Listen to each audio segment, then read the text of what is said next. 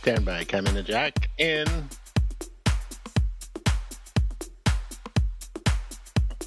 5, 4, 3, 2. Starship, Cygnus, Rocket Lab, being a good neighbor at your local spaceport, and a lot more. Just not a Ship 38 static fire on this week's Flame Trench. And here we go.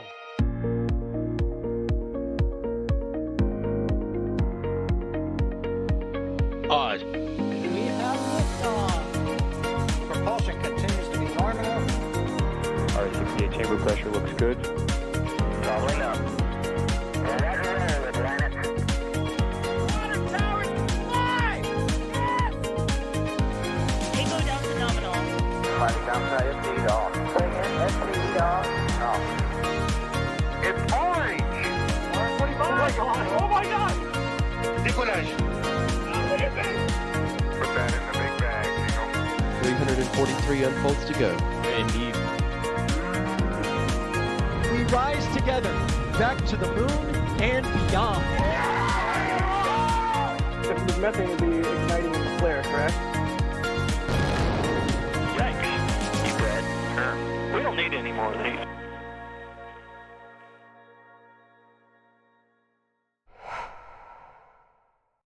Hello and welcome to this week's Flame Trench. That's right, it's our informal news show where things get a little bit spicy. We are NSF, that's NASAspaceflight.com. We are some dedicated rocket fanatics who try to bring you the very best rocket news when and wherever we can. I'm Jack Beyer. I'll be your host for this trench. I hope you're excited. I can see chat. Chat looks excited. If you have any questions, you can @ NSF in chat, and we will go through them along with our competent cohort of commentators, starting off with EJ. Good. Hey. You did it. Good. That was Hey. good, man. Hey, how you doing? Yeah, I've had several Red Bulls. How you doing, bud? Oh, I'm doing just fine. I'm excited, just like Chad is. You can tell from my face. Nice. We got a lot to talk about this week. You do look quite excited. Also joining us is Sawyer. We've got the standard lineup. How you doing, buddy? 5, 4, 3, 2. Oh, hi, Jack. How's it going? Good to see everybody. You're supposed to talk at 0, not 1, Sawyer. Come on, you know this. Because you know it in TV. It goes 5, 4, 3, 2. They never actually count it out loud in case it's a hot mic. Right, I'm right. doing good otherwise. No, you're doing Ready great. for the flame judge. Yeah. You know, Yeah, as exactly. if it was unintentional As and if. not just like a nice piece of ambiance to add to the show. Right, that's all assuming that would ever happen, but it wouldn't here at NSF. Also producing the stream, you just heard his voice again, Kevin Michael Reed. How are you doing, dude? Thank you for producing the show. Let's I think that's all the housekeeping we did. I said the question thing, I said who we are. It's the trench. I'm me. You guys are you. I think we get into it at this point, right? Yes. Yeah. Very Awesome. All right, well, EJ, I do believe you have the first topic up of the week, so you get to tell us what's down with the Cygnus. Wow. Is it me? Is it me or is it sorry? Am I doing this? I'm doing this one? Really? You said you were doing it at the beginning. I thought you said you were doing it. The document, dude. The document don't lie. It says EJ. Okay. All right. I will tell you. I will tell you guys about bigness. Yeah. Yeah, that's what I'm Maybe calling I should it. take it away from you. Because it's is it All because right. it's Cygnus XL? So you're calling it? We're calling it bigness. It's an easy win. I'm sorry, I didn't get the memo. All right. So last weekend, SpaceX launched the NG-23 mission. It's a Cygnus capsule that's resupplying the International Space Station. It did launch. There was a beautiful RTLS from the Falcon 9 booster. Cygnus then went up into space and was attempting to do some phasing burns, right? But there were some problems with the engine shutting down early. Not entirely sure what happened there. Northrop Grumman apparently did figure it out because we got some footage right here. We got some footage right here of it being berthed to the ISS yesterday morning. It got up there and Johnny Kim wrangled that thing with the Space Station Remote Manipulator System, or Canadarm2. Now, the reason why I call it bigness is because if you look at it, you can tell that there's 4 distinct rings in the pressurized volume of Cygnus. When Cygnus started flying a good while ago, what, like 2012, I think, it was only 2 rings. Now it's 4 rings.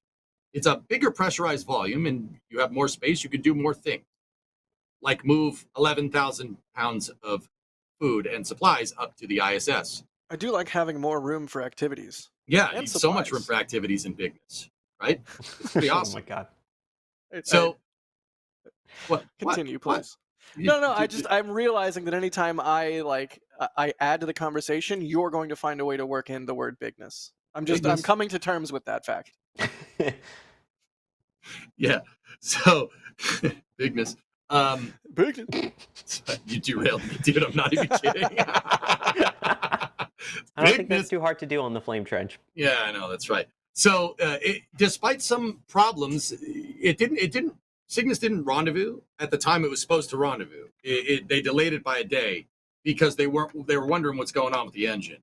The engine was shutting down before it was doing the phasing burns, and obviously, if you don't accelerate to the right speed, you're not going to get to the ISS. So, what they ended up doing is just out of an abundance of caution, they did a racetrack maneuver where it loops around the space station before capture. Just, I think that's because of the adjusted trajectory, if I'm remembering correctly. But yeah, this is the first Cygnus up there since I do believe it was NG-21. NG-22 was also a Cygnus, but they dropped it. I'm serious. Someone dropped the caps like that. It was like, okay, here's my Cygnus. I'm taking, and broke it. So yeah, this is the first Cygnus up to the station in a little while, but it is a big one. That is a big spacecraft. Yeah, it is up there. It is berthed to the space station, and they're unloading it right now as we speak. It's a cool spacecraft. I'm a fan of Cygnus, and I hope what I'm about to say does not make me seem like I'm not a fan of Cygnus. But what's up with the messaging around this? I feel like we did not really get, we didn't get all we were told, as far as I remember anyway, is that the engine had a premature shutdown, and then they fixed it, and it's fine. But I feel like, is this a change? Like in past times, would we have gotten more sort of color or more information? It's kind of important to know what's going on with the spacecraft headed to the ISS, given that there's, I don't know, people on it. And I don't know, it's our tax dollars paying for this sort of thing. You kind of want to know, like, hey, what's going on with Cygnus? Don't just tell us like, oh, we had a thing, it's fine, don't worry about it. Like maybe some detail. Am I way out of bounds here? I mean, they said that the engine shut down early. They could have said nothing. They could have said nothing. They said the engine shut down early, but I'm kind of with you on this one. The engine shutting down early could be a plethora of problems. It really potentially. I mean, we've had Jack's funny. I just wanted to add another P word to the alliteration. Potentially, of course, plethora of problems. Potentiometer. No. Proximate to the pressurized volume of the Ignis. No, we're still derailing. No, Ignis. like it's a valid point, though. I mean, where I was going with that is that, well, we've had thruster problems on spacecraft that have gone to the ISS before, and we technically didn't really hear anything about it until much later. Starliner. Not that that's okay, though, right? No, it's not okay. I mean, I think we should probably know a little bit more, but they, even with Starliner, when the thruster, the poppet seal on the thruster started to go, and the control systems on Starliner shut out the thruster, we really didn't figure out. We weren't really briefed on it in real time. We had to go through the post-flight press conferences and stuff to figure out what's going on. I'm sure there's going to be one, and I'm sure they'll explain it. I mean, it's just, I don't know, man. Like, I do believe they should be more forthcoming with information. But, if a spacecraft is malfunctioning on its way to the ISS, telling the press is probably not my top priority as a flight operations person at NASA. Like, not that I am. Don't get confused. Like, just hypothetically, if I was, I'd be like, yeah, we can tell the press later. Let's make sure it doesn't crash into the ISS, right? Like, but counterpoint. Hey, Apollo 13 is on its way around the moon. Let's not tell the press it's messing up. So it'll come back and we'll tell them after. Like, Also, that's why there's two different crews. There is the flight crew that's dealing with the immediate, oh no, the engine shut down early, and then there is the public affairs office, whose job it is to then get the news out if something happens. All they have to do is just say, hey, we're working the problem here, here's what we know. And then it's the public affairs team's job to go out and say, all right, here's what they're reporting, or choose what to put out, or in this case, what not to put out. And it's worth noting, we are trying our due diligence here too. We reached out to NASA and Northrop Grumman, and neither of them responded to our request for comment. So just worth pointing that out there as well. we tried. We did. That's what we do. Like, we are a news organization. I know this is like the informal, let's hang out and derail and joke around show, but legitimately, we did reach out and try and get more info, which was not forthcoming. Yeah, exactly. Fellas, people are talking, that's a good point. And I see people, in chat saying like, oh, they can manage public perception. You know what the best public perception is? Getting the thing to the space station. I think that's the best one out of all of them. Just putting it out there. Yeah, I mean, you want to talk about managing public perception. Look at what SpaceX does. They blow up rockets left and right, and people give them a pass for it because they're clear in their communication, and they say, hey, this one might blow up. Like, yes, you can hide in the shadows. That's one way to make the story go away. The other way to make the story go away is to just explain to people what the story is. I don't know. I'll get off my soapbox. I'm going to bring that up later when we talk about Rocket Lab, but yeah, I mean, I get it. It's one of those things where they should at least tell us, especially given what's gone on with the NG-22, where, again, they dropped it. They were also very vague on what happened other than it's being taken out of the rotation. It took, like you mentioned, all those press conferences and everything to find out that it is going to be sorted back into the lineup. They are going to repair it. It will eventually fly. And I know, EJ, you said they may do like a press conference after this and explain it. They don't do press conferences like that anymore. They used to would have, like a pre and post launch in-person press conference for these at the press site. They didn't have that. They had a teleconference that some people could call into. They don't even allow for international media to be at the launch of these vehicles anymore. They did not offer media viewing for international folks. Now, see, that Sawyer, that I have a problem with. That I think is not okay. I mean, there should be some PAO doing some, I'm not going to say damage control, but some explanation of the situation. I'll concede that one. But, it's up to the PAOs to do that. It's not. Yeah. NASA and Northrop Grumman should be kind of focusing on working the problem, right? Like, but yeah, that one, not inviting international, and not having a post-flight press conference, like what? Come on now. I'll agree with you on that one. Props to the Public Affairs Office for allowing viewing for this for media. We all very much appreciate that. Props as well to Cape Canaveral Space Force Station for allowing remote cameras for that. Also very much appreciated. I want to make sure, not being ungrateful. We like being out there for these launches. We love covering it, but it makes it hard to share all of the extra excitement and love for it when they're kind of shutting you out on what you are able to report. Yeah, and to be fair, a lot of that is not with the PAO office itself. It's right. There's many factors. There's a lot of ins, a lot of outs, a lot of what have yous. But yeah, that is a little unfortunate. Go ahead. Fellas, I do have a question, right? Okay, so like, forgive me, like now I'm thinking like, okay, so Sawyer, you said like they didn't do a post flight. It's not open up. The media isn't open up for anybody, right? Like, so what differentiates this from like back in the shuttle days, for instance, right?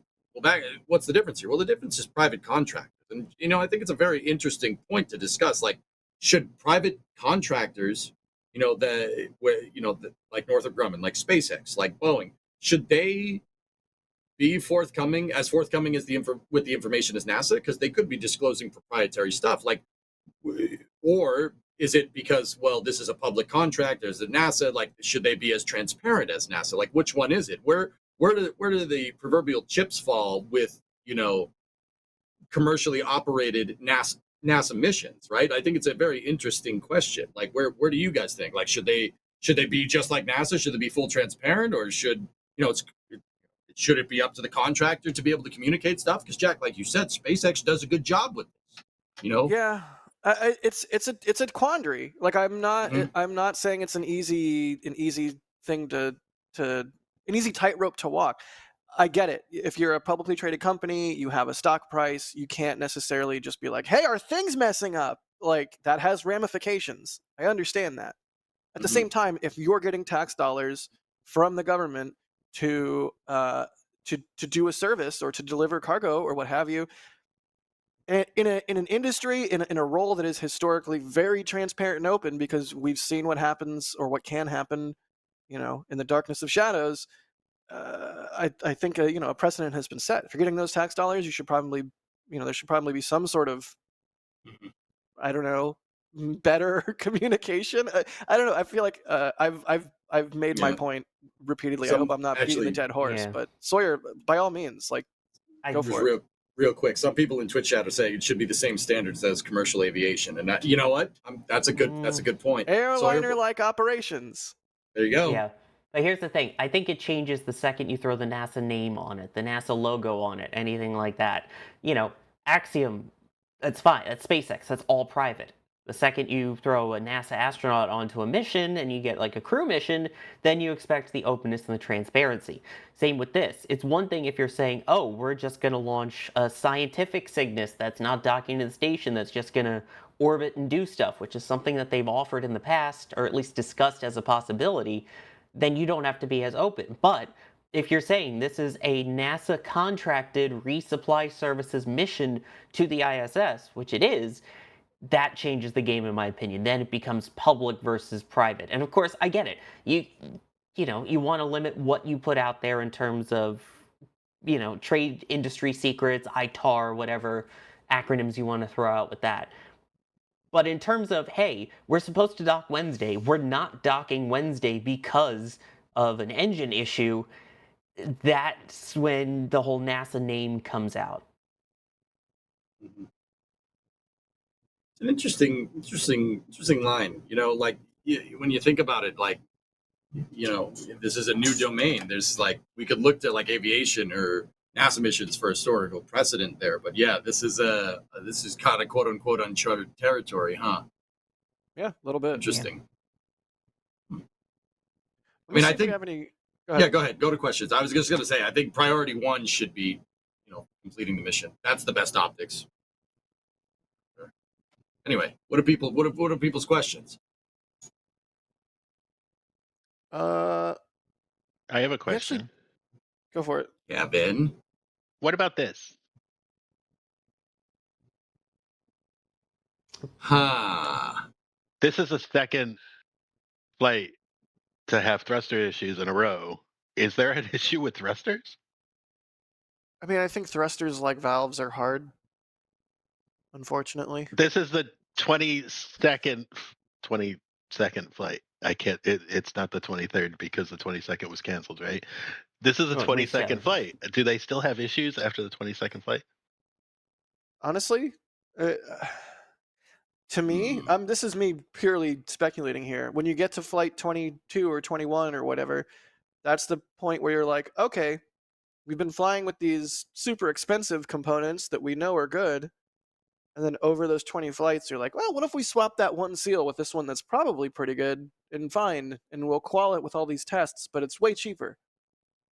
It could be something as simple as that, where they're trying out new materials or like tweaking things.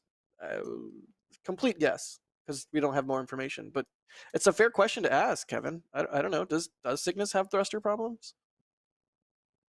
So Jay brought it up in the back channel. Worth noting that the difference between the thrusters and there's a difference between the thrusters and the main engine. So these are ancillary thrusters versus the main propulsion for Cygnus this time around. So, I mean, Jack, I think that just raises more questions at this point. Like, why are these problems happening?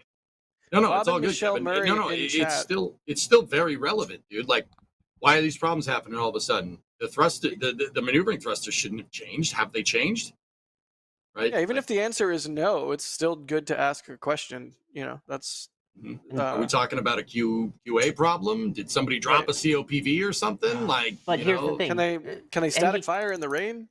Can they static Yeah, fire? probably. But no, NG23 with this one, it sounded like it was a result of basically what's known as a red line monitor of if it hits this red line, then instantly shut down. It seemed like they were overly conservative on Yeah, that Bob number. Bob So and this Michelle one was Murray in software. chat saying they did say it was because of conservative parameters for the upgraded spacecraft. Right, NG21 we later found out was a hardware issue. This is a software issue. Also worth noting that it's not like, the drop COPV ship 36 kind of deal. Right. And Hantronics also in chat saying software was rebooted, which alleviated the problem and all went well after that. So you're telling me they had to turn it off and on again? Happens more Yep. than you might think, dude. Oh, trust me. And Like I then even back when I was working live sports, 9 times out of 10 the solution to the problem with signal flow between the camera and control center is turn everything off and turn it back on again. Mhm. Hey, it and works then now. well with Guys, the NG I'm gonna play devil's advocate again. Okay, like if SpaceX had conservative software parameters on the rocket, Northrop Grumman. no, I'm saying didn't SpaceX launch this? Yeah. yes. Yeah, but Yeah, the Cygnus I itself has understand. its I understand. I understand. We're talking the two different stages. I understand. But if SpaceX had conservative software parameters on the rocket, then the rocket wouldn't have gone up, right? So they were able to save it because they had conservative parameters on the engine of Cygnus. But I'm just saying, right? It would be a different conversation if it was conservative software parameters on Falcon 9.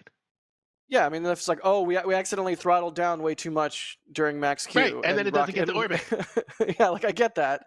Uh, Or what was it, so NG17, where it kind of second stage did a little flip around and damaged one of the solar panels. Was that 16 or 17? But yeah. well, I'm Cygnus is a cool spacecraft.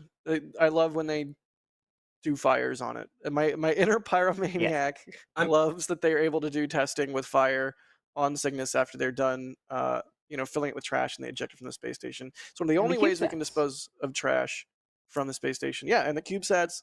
I like Cygnus. I hope people don't think I'm down on the Cygnus. Bigness. I really wasn't even trying to do it that time. I swear.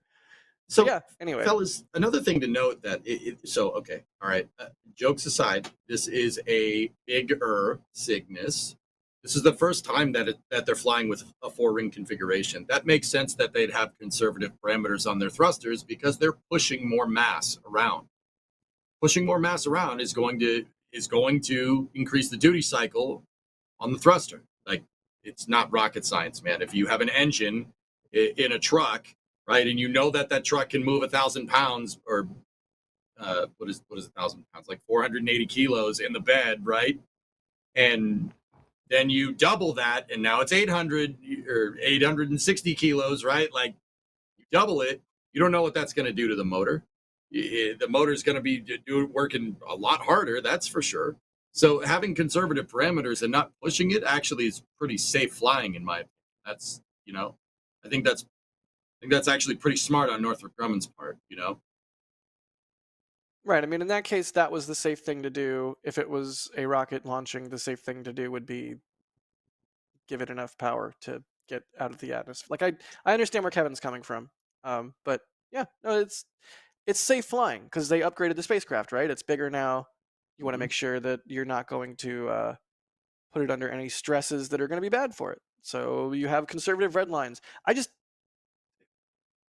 would have been nice to have clear messaging about all this. You I get see, in this regard, yeah, I think that's I fair. get we got the drips and drabs. Like that's nice. Anyway, I think I've made the point. Let me thank Yeah. some people. I will say though, for even though this is the first bigness, the room for error is smalgness. So Let me thank some people. Preston Snyder, thank you for becoming a Padrat member. It's gonna no sell Sawyer. No sell. No sale for you, makes Sawyer. it even better. The fruit that's even sweeter. Space Pope, the Space Pope, blessing this trench, as is the custom. Thank you so much, Space Pope. Steve, they say, speaking of the sickness, I heard absinthe and tequila make for a great time, right, Jack? Yes. Wow. Throwback. Calling you out. Yo. I dare you to do it. You won't. Guyman7, thank you for the support. They say, thank you for becoming a red team member. That's not what they said. That's what they did. That's what happens You when don't know me. That's what happens when I. Is the panel broken? Jay, What'd you- fix it. What'd you break? I'm clicking it. I'm clicking the green check mark. Nothing's happening.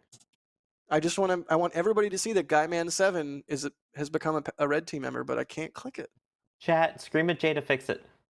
What if I refresh? I think we should just collectively take all the producers and make them into one entity, and we should just call No. it like J. No. Vincent, J.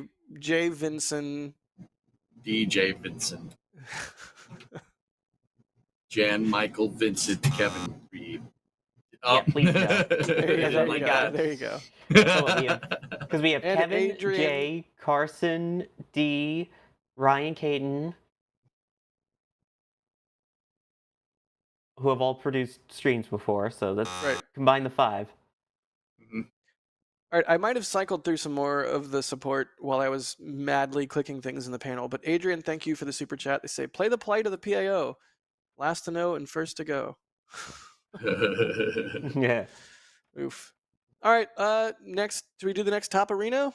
Topic Areno? Topo Chico? See? See? Oh, breaking my ears. Breaking my ears? Viper! Breaking news. Actually, like literally breaking news. Wait a minute, It's what is this? alive! Yo, no way. This is Yes, a really way? cool one. I feel like when we first rebranded to the Flame Trench, I feel like some of those early episodes we were yelling about Viper. So this is like a full circle moment. This is kind of a cool moment. Who's gonna gab? Who wants to gab? Sawyer, do you want this one? I just did Sure. the bigness. You take it, man. Bigness. Absolutely. The block of concrete will probably still fly it on its own, but we now have a vehicle for Viper. At this point, NASA Science and Blue Origin announcing that their second Blue Moon Mark 1 lander, which is in production, is quote-unquote well-suited to support the Viper rover. You may recall this mission was scheduled to launch, and then NASA basically said, yeah, the thing's fully built. Yeah, it's pretty much ready to go, but we're just going to scrap it. Goodbye. We'll fly a block of concrete instead on the original mission where it was supposed to go. And then they're like, you know what? All right, maybe we'll see if someone else wants to buy it, if someone else wants to do something with it. And there was a whole bunch of proposals, and NASA really never did anything with it. Until Friday at 5 p.m., when they like to drop all the good news. NASA Science said, after exploring innovative and cost-effective approaches, Viper has selected Blue Origin to deliver it. And you can see there is the post from Blue Origin talking about the fact that Viper will fly. Viper will search for vital resources like water, ice to help support long-term human presence on the lunar surface. So it lives. It lives. Look at that. Next to the Blue Moon lander. That's so cool looking. I don't hate it, man. Me neither. And finally, it was going to be such a waste of money. At least it's going to make it to the surface, and at the same time, A, gives another purpose to Blue Moon's lander, and B, serves as even more science. We always want more science, and especially the whole point of Viper and all these was to send these vehicles to the lunar surface before people. That way, when we send people down to the site, we know what we're looking for. Scientists can say, hey, we know this site's perfect because the rovers have seen XYZ, so let's see if we can send the humans there to go pick up some of those rocks, to do X experiments and bring it back to Earth, that we can finally do the science on it. This is literally the exact purpose. You get to test the lander, and you get to test the landing site and use Viper for it, so that when you send people on the next one, it's ready to go. Win-win. Wins all around. I agree. It's a win, but it's a very roundabout way for a win, but it's a win nonetheless. I mean, you know what would have been a good idea? Just sending it on the lander that it was designed for. I mean, I'm not trying to disparage Blue. I'm happy they got a payload, and I'm happy they stepped up to the plate. Thank you. That's amazing. Good job. But also, what is Astrobotic now? They just chopped liver, just moving their block of concrete to the lunar South Pole. Like, the easy way to do this wouldn't. The easier way to do this wouldn't, was to just have it launch on the thing that it was designed for. But, funding pressure and schedule pressure or something, right? No, we can't do that. We can't do that. So now we got to spend 190 million more to get it there. Like, don't get me wrong, that's more money for spaceflight in a really, really roundabout and kind of counterintuitive way, right? But also, the Astrobotic's still going to build the lander. They're still going to build the Griffin lander. The Griffin lander's still going to go there. They were worried about. NASA was worried about overfunding Viper. That was their reason for getting rid of it. And now they're spending $190 million more to not get rid of it.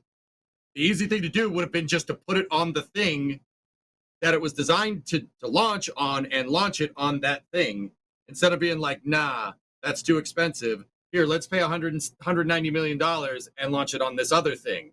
Like, don't get me wrong, we got 2 landers out of it, so you used the wrong formula, but you got the right answer. But also, like, what are you doing? Yeah, it's like it feels like we got what we wanted, but not how we wanted to get it. Yep. It's like not like this. I love the way that Ryan worded that. Award the Viper delivery to Astrobotics. Oops, we spent too much. Canceled. Ask commercial industry for a free ride. Cancel the cancellation. Pay Blue Origin $190 million. Ryan Caton putting it perfectly there. Dude, who's running NASA's OMB? Can they, please? OMB is office mission budget. That's the budgeting office. Like, what are you doing?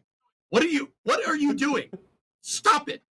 This is not how you financial officer. This is not how you budget. This is the opposite of that. Really good at spending money. Get some help. What are you really good at spending money? Get some help, indeed. Yeah, right. Jeez. Yeah. And don't get me wrong, I'm super happy that Blue is doing it. That's amazing. That's a payload from Blue Moon Mark 1. They're going to get a ton of good data from that, and that'll help Blue Moon Mark 2. And then boom, 2 landers out on the moon. Plus the CLIPS program, plus all, Astrobotic with their Griffin lander and everything. That's great. We have multiple ways to get to the moon. That's building out our lunar economy. That's excellent. That's what we want. But also, it's a very roundabout way of doing it.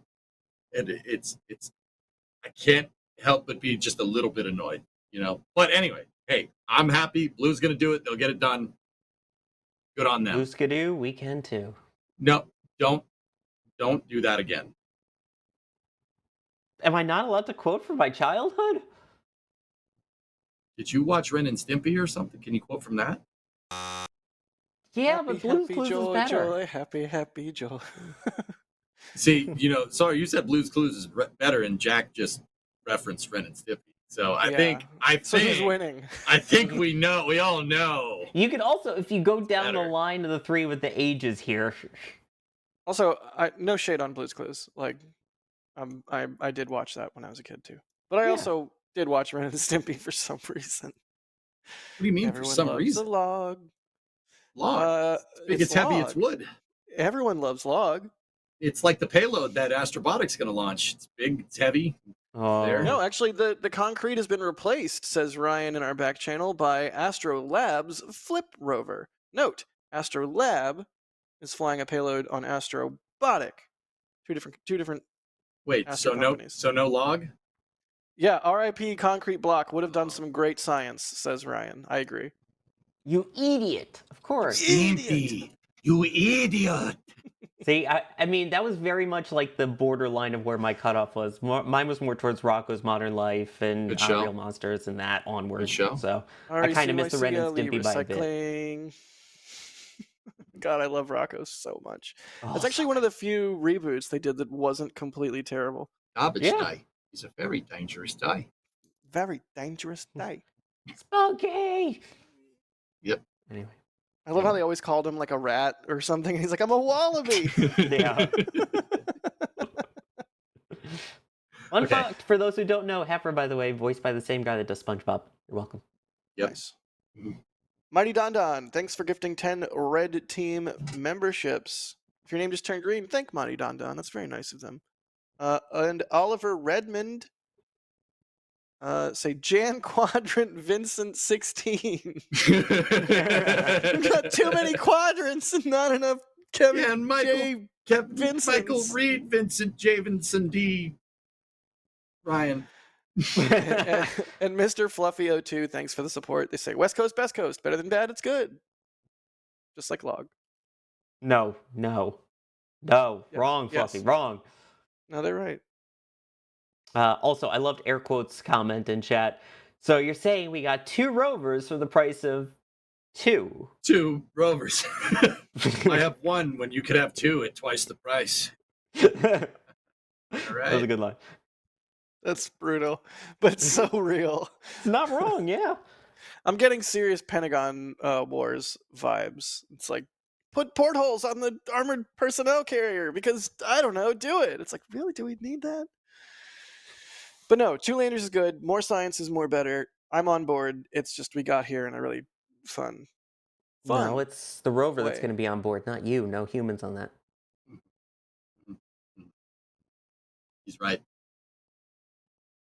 Sawyer, tell us about Stoke and Rocket Lab. Jack's like, no. What a transition. That was the smoothest That's not transition next. I've ever seen. Wait, it's not next? It's not even next. What is next?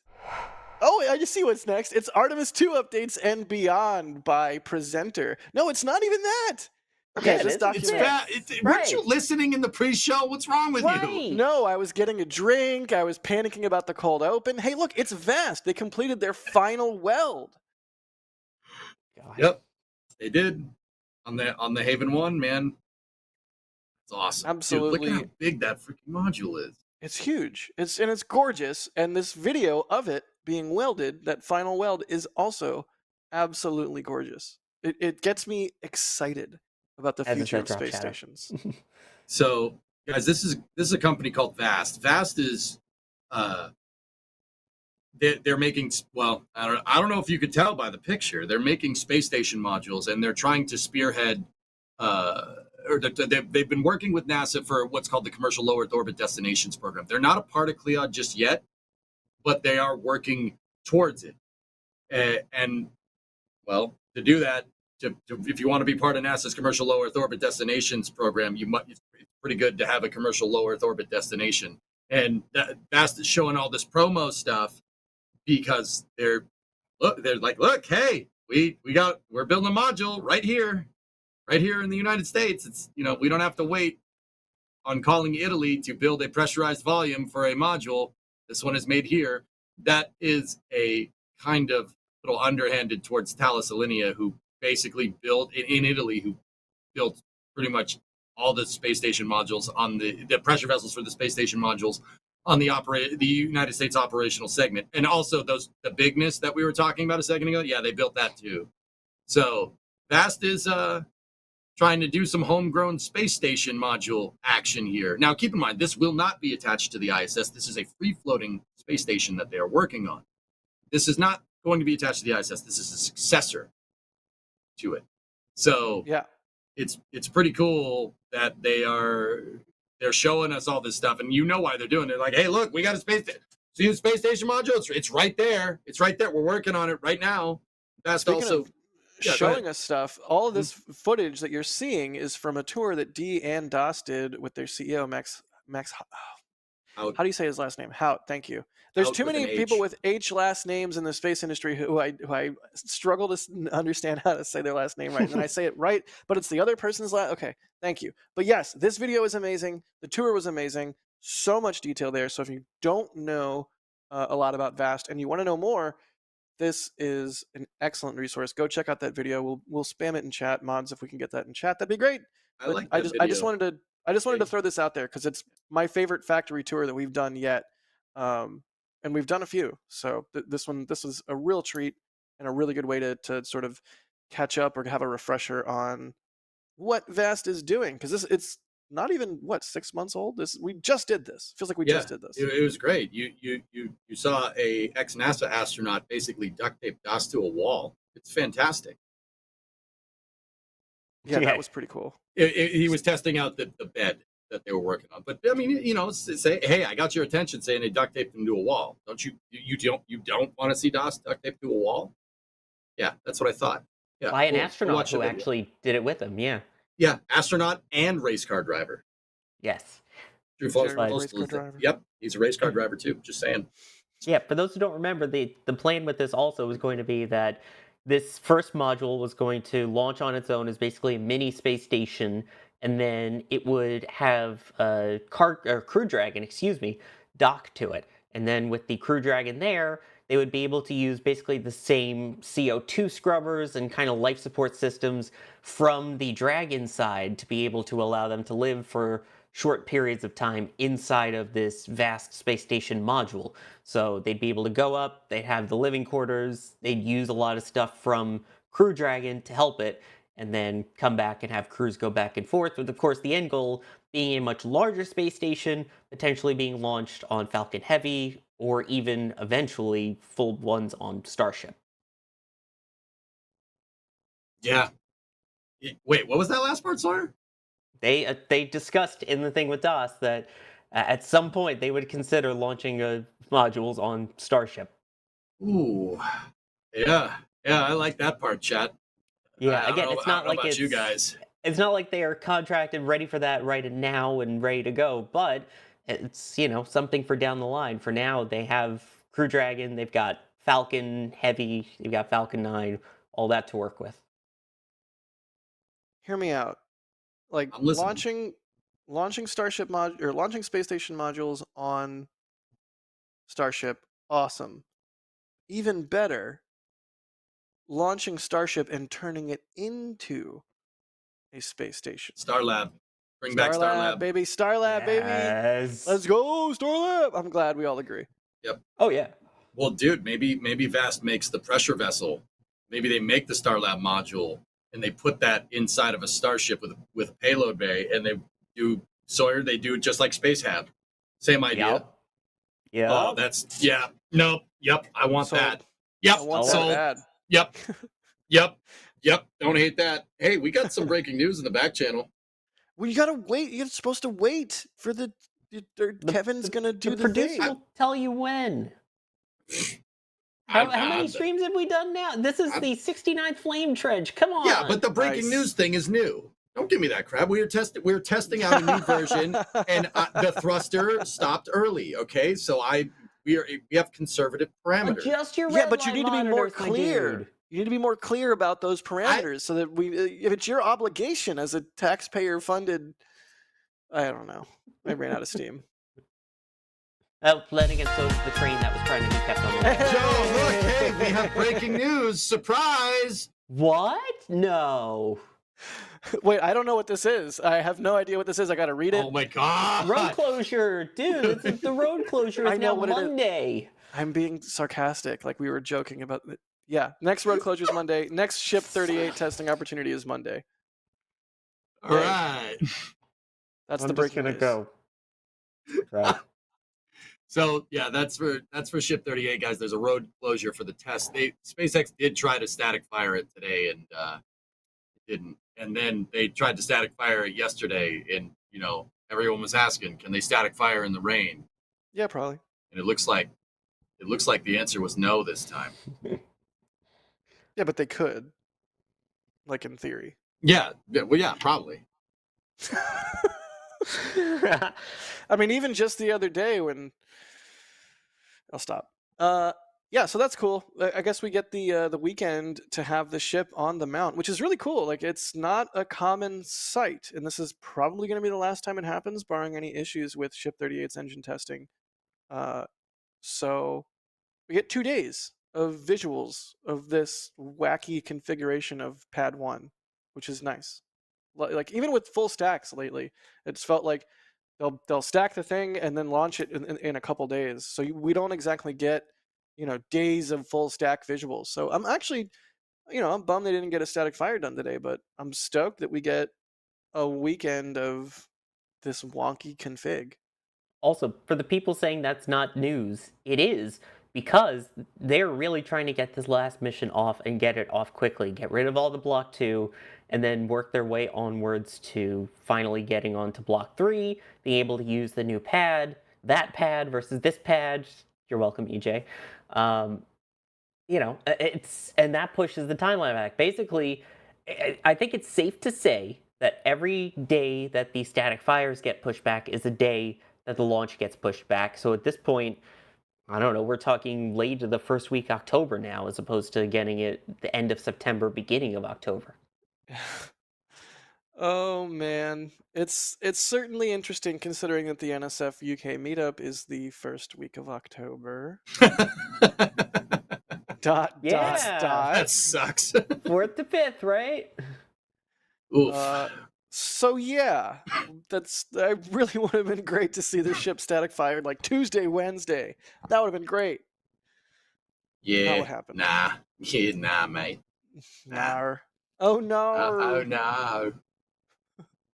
What was that supposed to be? I don't know. Don't worry about it. It's a bad Australian accent. Yeah, But mate. you went to New anyway. Zealand. You got to work on it, mate. Hey, Jack, will you work went on to it. New Zealand. I did go to New Zealand. Sawyer, I know you're trying to do a segue. No, I'm not. I'm actually not. No, I'm not. Don't no-sell me on the segue just because I no-selled you on the puns earlier. Only fair. I regret my decisions. Tell us about this awesome NSF Live you and Ryan did with Sir Peter Beck. Yes, who called you out for not having enough Electron in the intro. In Okay, other words, whoa. Awesome. Record scratch. Yep, go ahead and correct it, because it does need correcting. I bet you're wondering how we got here. Well, we got here because the CEO of a prominent rocket company said it looks poorly on us that Electron isn't in the intro. And I own the intro, so it looks poorly on me, and by proxy, all of my very hardworking coworkers who it should not look poorly on. But guess what? It is in the intro. It's in the intro. He said it wasn't in the intro. Ryan and Sawyer didn't push back. That's a separate conversation, Sawyer. I'm so mad at you. I'm so mad at you, Sawyer. I'm furious with you, Sawyer. I didn't realize it was in the intro, my guy. Anyway, it is in the intro. So, but to his point, it should be in the intro more. Electron launches a lot. It's basically SpaceX, Rocket Lab, and everybody else. So I get it. There should be more Electron in the intro. Maybe he wants full screen Electron. But it is in there. And I wasn't there to defend the honor of the intro. So, anyways, please continue. It was an amazing thing with a whole bunch of awesome information. I just had to get that out of the way. I'm Record wondering, needle Jack. is placed back on. Oh, God. No, Kevin's You know where talking. the question's going. No. Jack, No. You know how it. long and how many, actually, this is the question. How many times has Rocket Lab launched Electron since we decided that we were going to make a new intro?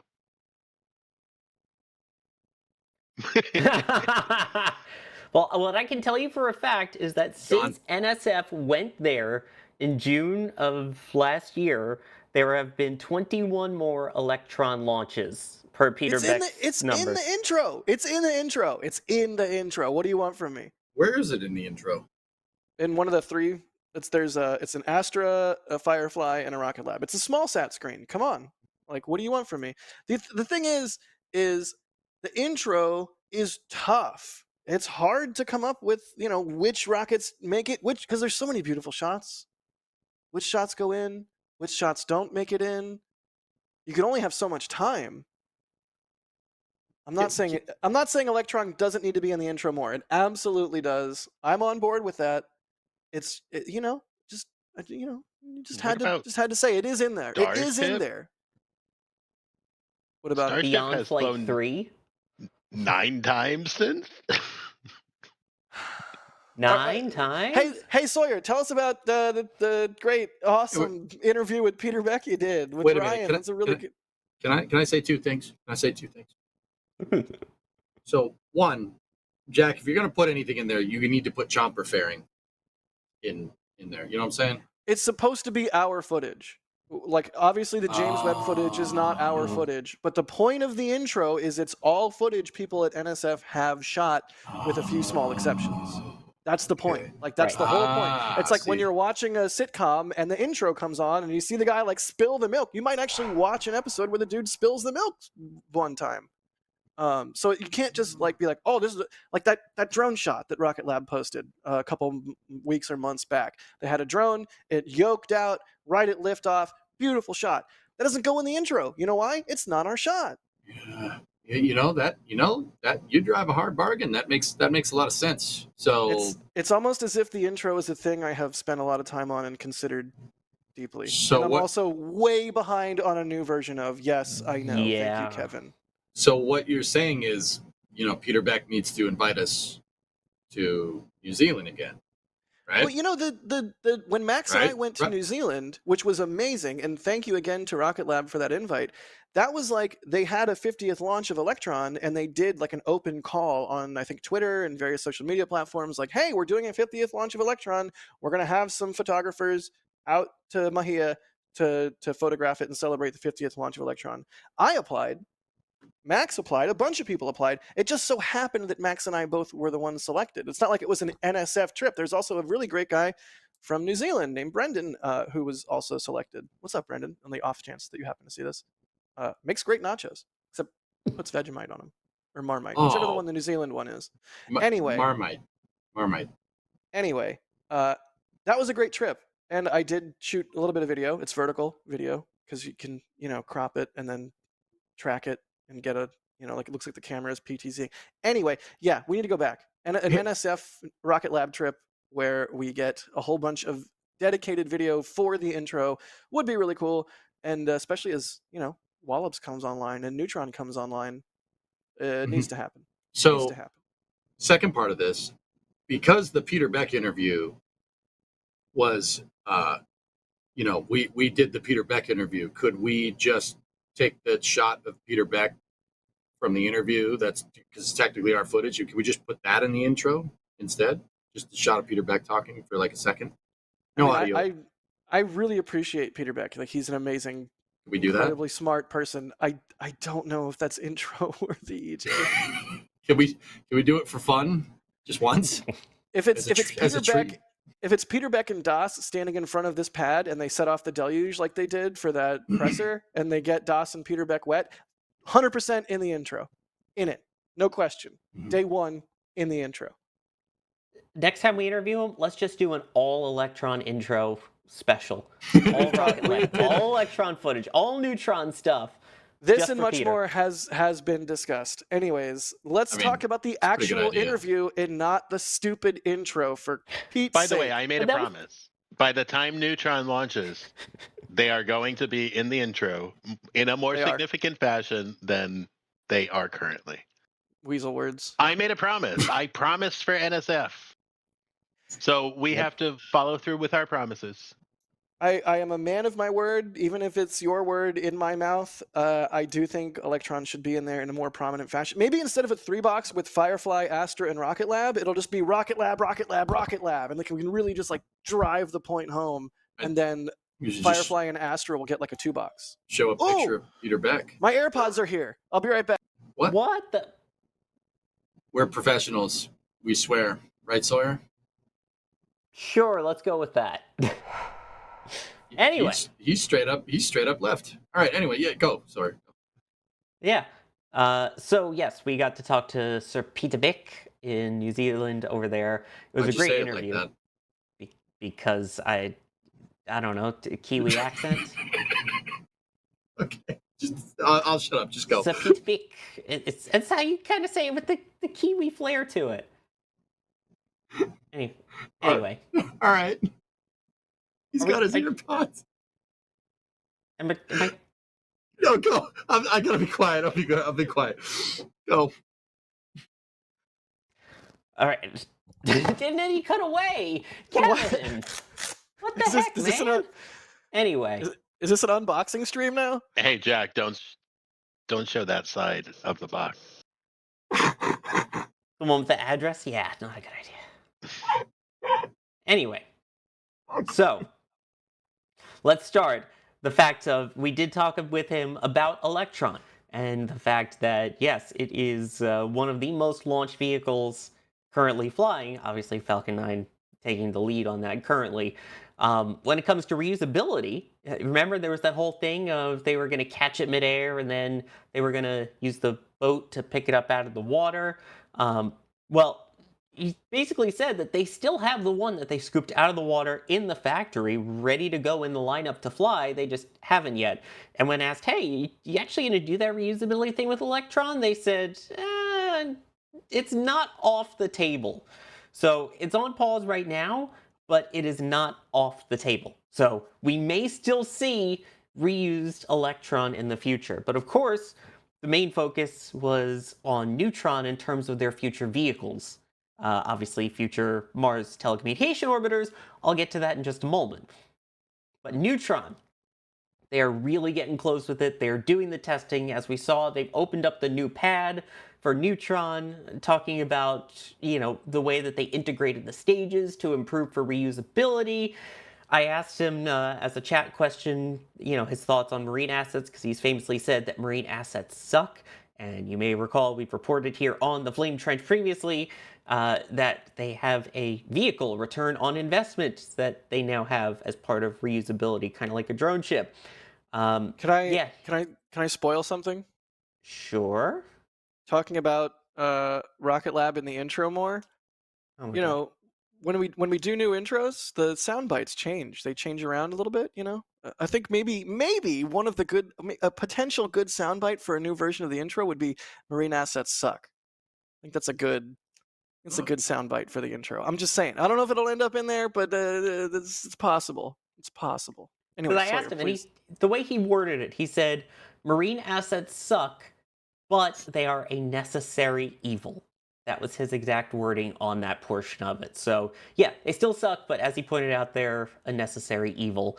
And also, ground infrastructure sucks, because we asked if Neutron would basically fly out of any other pads, besides maybe one on the West Coast. He's like, no, it's difficult getting all the GSE set up. It really is hard to get all of the pipes laid, to get everything built up, certified, ready to go. Screw that. No, we're going to fly where we have it now, of which we know for now. Remember when we were talking about the pad opening, like how are they going to get Neutron actually on the pad? Yeah, we have the answer. That was my question. To start, a crane. And then eventually they will work on a system to fully close it and get it out there. Because he basically said that the end goal is to never have Neutron go horizontal. So basically when they stack everything vertical, the payload vertical, roll it out vertical, launch, obviously vertical, we would hope. So, yeah, they want all verticality for it. And then, of course, the big one, the one that everyone's been talking about, except by everyone, I mean Blue Origin and Rocket Lab and Rocket Lab and Rocket Lab, is the Mars telecommunications orbiter. There's also a really great video on Breaking Space, kind of breaking it down. Who broke it? It's broken. Fix it. Fix it, Sawyer. Well, they're really excited about being able to finally get that up and be a mainstay in communication speed. As we talked about, it's a way to kind of ease the load on the deep space network and to allow for that fast, easy communications with their own systems on the ground. They're really not looking for a big, giant Starlink-style network. Their main thing is they're going to start with the one, and the one should be pretty good, and then if they need, they could do like 2 or 3 so they have full planetary coverage. But, yeah, I mean, the main thing with that is, hey, we've got a way to get cheaper, easier communications that won't overload the DSN. So we got a lot of good info in that. If you have an hour and 6 minutes, it's absolutely worth it. You know what? I dare say that was quite a technical update. That's what a technical update's supposed to be, yes. I see what you guys did there. Well, I didn't do it. Sawyer and Ryan did. But it was great work. Oh. Well, all right, Jack. Work on the intro then. Jeez. Yeah. Oh my God. I was trying to give you a compliment and you rejected it. Why is this my life? Why is this my life? Dude, if you don't work on the intro, I'll work on the intro. Nobody no, you wants will that. not. Nobody wants that. No, it'll be like the like when the thing just like sprays the ketchup. You know, the Nope. horrible. What is Chris this? Bergen Bandicam intro. Did you just make an Automato reference? I did. Whoa. I think. Anyway, It's automatic. Good on you. No one's going I- to get that joke, dude. I don't even think I do. Chris B, I certainly don't. not to be confused with Chris B, gifting 10 Red Team memberships. Thank you so much, Chris B. Now I want something that's crispy. Bacon? Chicken. Chicken. Ninja Decimator. Pew pew pew. Thank you so much for the support. Again, this is like number 3 or 4 today, if I'm not mistaken. They say Minnesota coast, best coast. SpaceX launch complex on Lake Superior in Minnesota needs to happen. Ground Who knows? infrastructure sucks just as bad as marine infrastructure, apparently, at least in terms of being able to build it. I mean, if point-to-point actually does happen ever, big if, you never know where they're going to end up putting a Starship launch pad. Jacob, thank you for becoming a Pad Rat member. Hooray.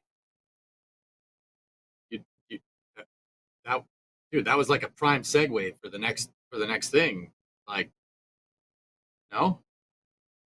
I don't No? even know what the Oh, I know what the next thing is. It's SpaceX being a good neighbor.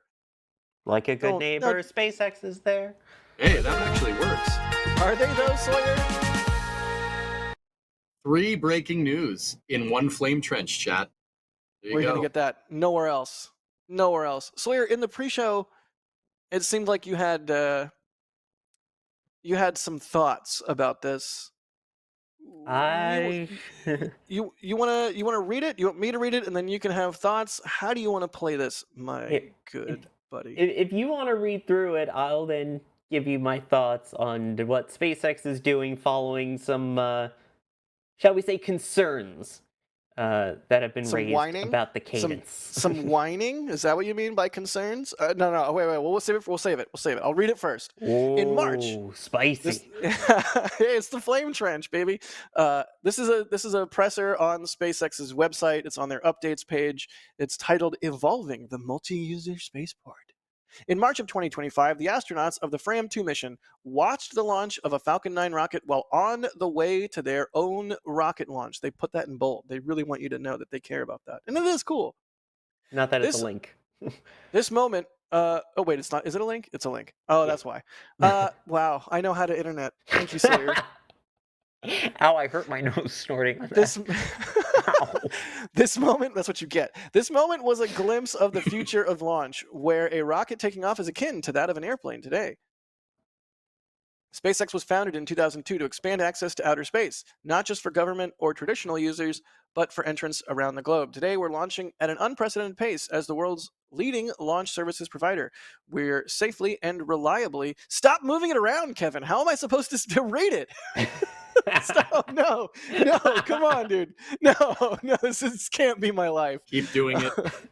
Please don't. Where was I even? We're safely and reliably launching astronauts, satellites, and other payloads on missions benefiting life on Earth and preparing for our ultimate goal, to make life multiplanetary. To achieve this goal, SpaceX and its partners in the U.S. government have been transforming the traditional capabilities required for any launch provider to operate. Continuously challenging the status quo will enable U.S. providers to launch at previously unimaginable rates without compromising safety, while being good stewards of the environment and ensuring America's place at the forefront of space exploration. Am I supposed to read this whole thing? Like, it's actually a really long post. I can give you the cliff notes. It took me a good chunk of time to read it. The next section is titled Airport-Like Operations.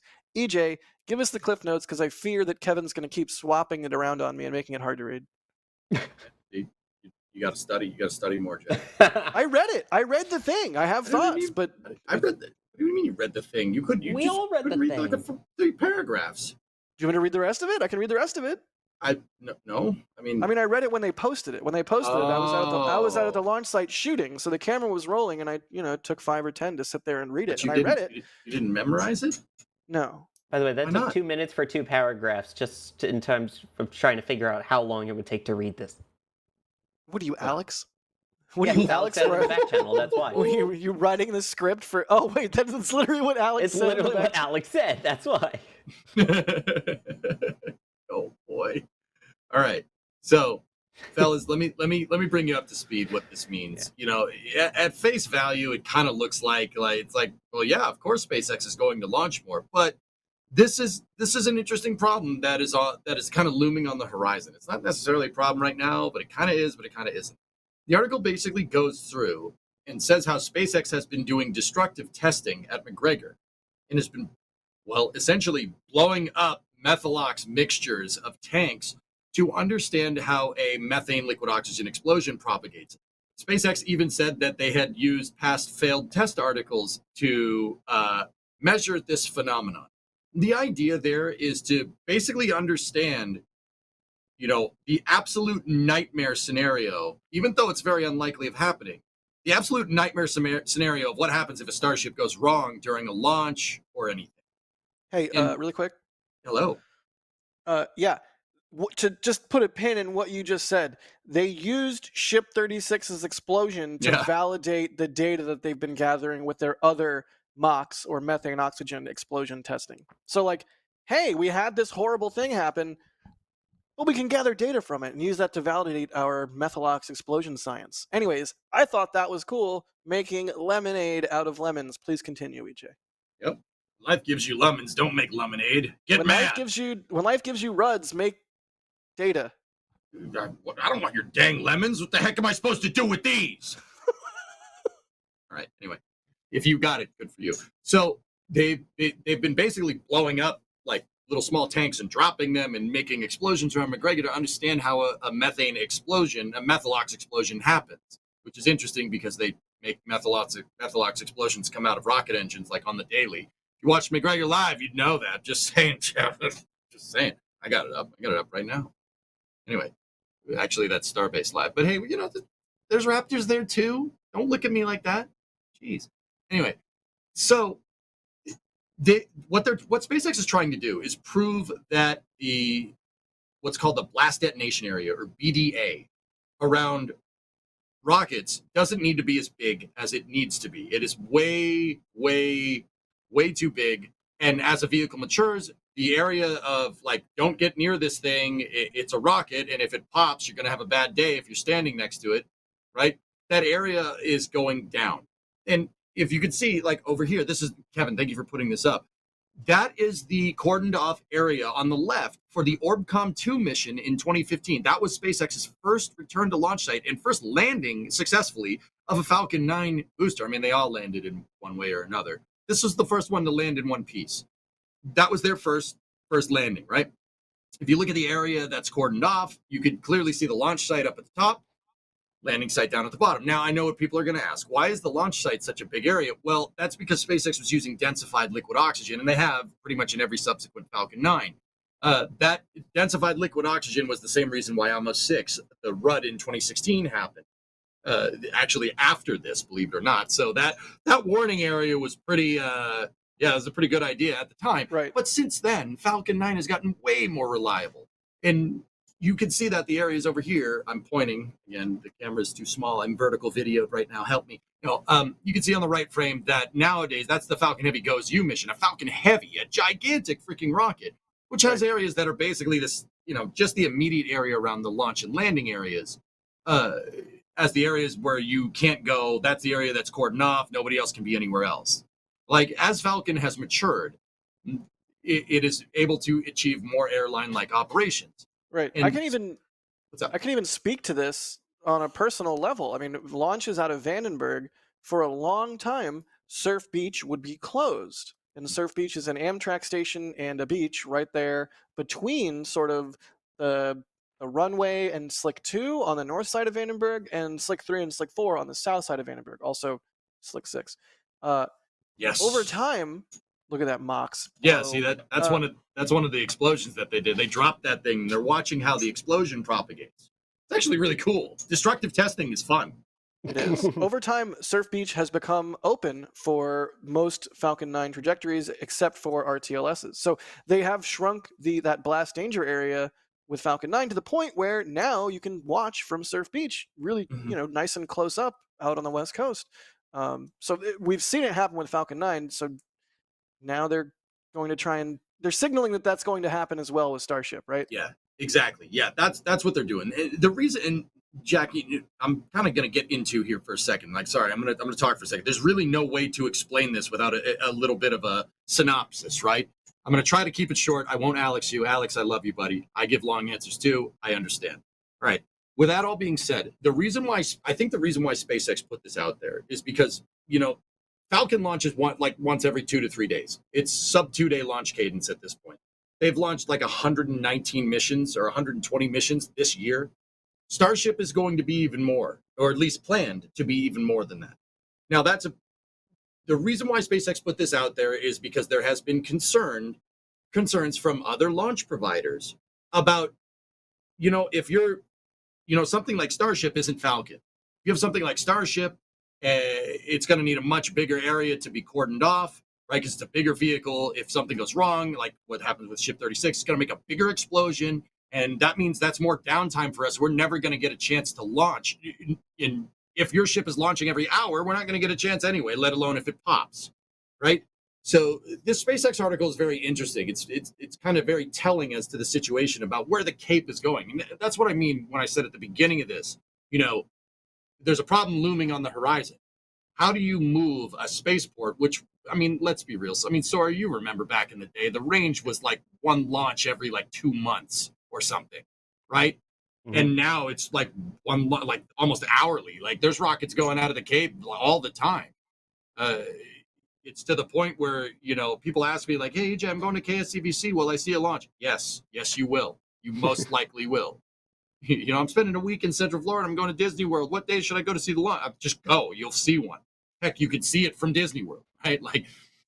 So it's very interesting that SpaceX is very forthcoming with this information because, other launch providers have, let's be real. It was from Jim Bridenstine's testimony to the Senate the other day about needing more spaceports and stuff. Like he said that on the congressional record when he was testifying to the Senate about the state of the U.S. space program. And then all of a sudden we see a SpaceX article addressing the exact issue that's his concern. SpaceX basically, long story short, SpaceX basically say this isn't a big deal. We're studying how it's working. It's not going to be a big deal. Starship is not going to impede anybody. It has the potential to have a safety area, like an area that gets cordoned off that's like just as small or smaller than Falcon in the future. That's basically what this whole article says. They want to move to airline-like operations, and they aren't going to impede other launch providers from launching their stuff either at the same time. So this is basically SpaceX saying, we're good. We got this. Whether that happens or not, don't know. I mean, to an extent, they're saying, trust us, bro. But to another extent, they are. I read through the thing, and I like to consider myself a skeptic. It seemed pretty reasonable for the most part. The one thing that did sort of catch me out is the blast danger area, or the clear zone for a full stack Starship launch that they're aiming for, or aiming to get to, or proposing, or whatever. Remarkably small, like just over a mile. But if you think about it, in Starbase, that would be the equivalent of somebody watching the launch from around our highway site, which is stupid close. Don't get me wrong, but not out of the realm of possibility. The hard roadblock is not too far. It's only a couple 100 feet away from our highway site. So this is an aggressive proposal, but I at least appreciate. It's like when SpaceX was launching Starlink satellites, and everyone was like, "Oh my God, they're so bright," and they're like, "Hey, look, we're going to work with the astronomy community. We're going to try and make them less bright." Obviously, the brightness of the satellite is primarily a problem for optical and not radio telescopes. That's a whole other thing, etc. But SpaceX at least communicating and saying, "Hey, we think it's not going to be as big of a deal as some people are saying. We hope to be good neighbors. We're going to try really hard to not be jerks to everybody." That's good. That's a good thing.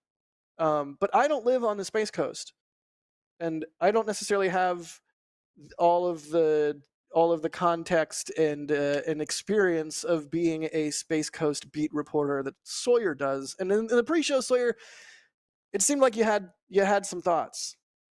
Oh, do I? Here we go. I'm buckling So- in. I'm strapping in.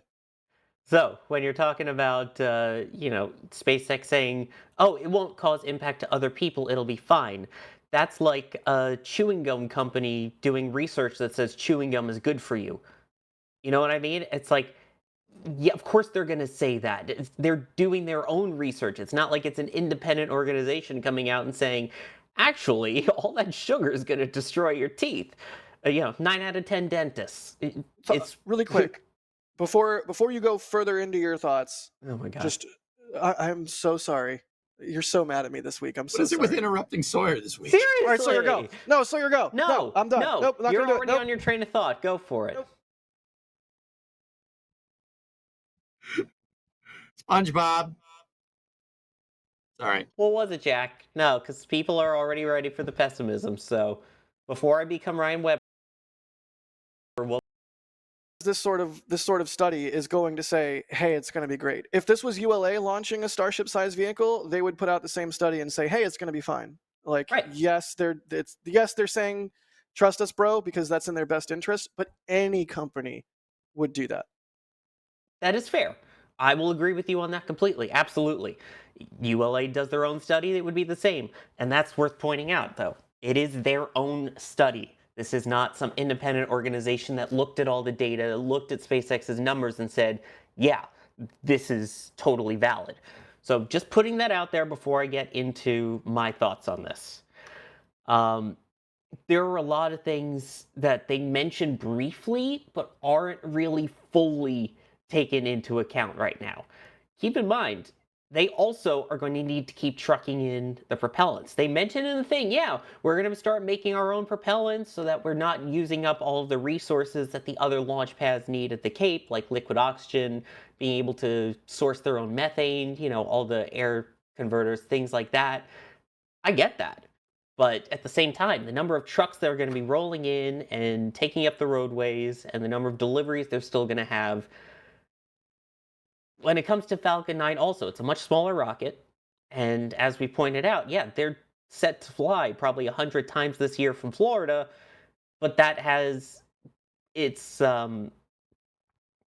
proven track record at this point. I think down the line, yeah, absolutely, it will not be as big of an issue. But for the beginning of the Starship program, where take a look at what happened this week with just trying to get the ship static fire. Imagine shutting down the Cape for that. For Thursday, didn't go. Friday, same thing. Shut it down for the testing. Didn't go. Now you'd have to try again Monday. If there wasn't any beach restrictions, it might be tomorrow, but you know what I mean. That many days in a row, when you're shutting it down for hours, as you're in this early testing phase, is going to be disruptive. Now, down the line, I think that SpaceX is on the right track here.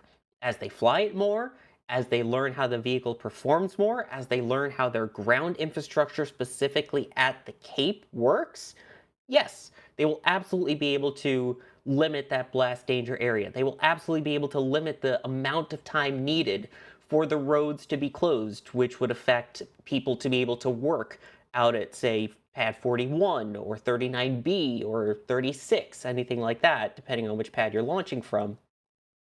That's going to happen. But until that point, that's when we're going to run into issues. And I know the counter argument to that. People are saying, yeah, but also ULA is still not launching that much yet. New Glenn isn't launching that much yet, so it's not that big of an issue because they don't have the cadence either. Well, yes, true, but my thought process is as each of them then tries to do their testing, that's going to keep pushing it back, and that's where you get that friction between the different companies. So years from now, I think what SpaceX is saying is going to be 100% correct. But for these next 2 or 3 years, as they try and figure this all out, get everything working, getting to that airline-like operations, that's when we're going to see issues. Because Starship is not at that point. Falcon 9 kind of is. Starship is not. What was that Dang, for? Buzzed you. What? Wow, Why'd you buzz him?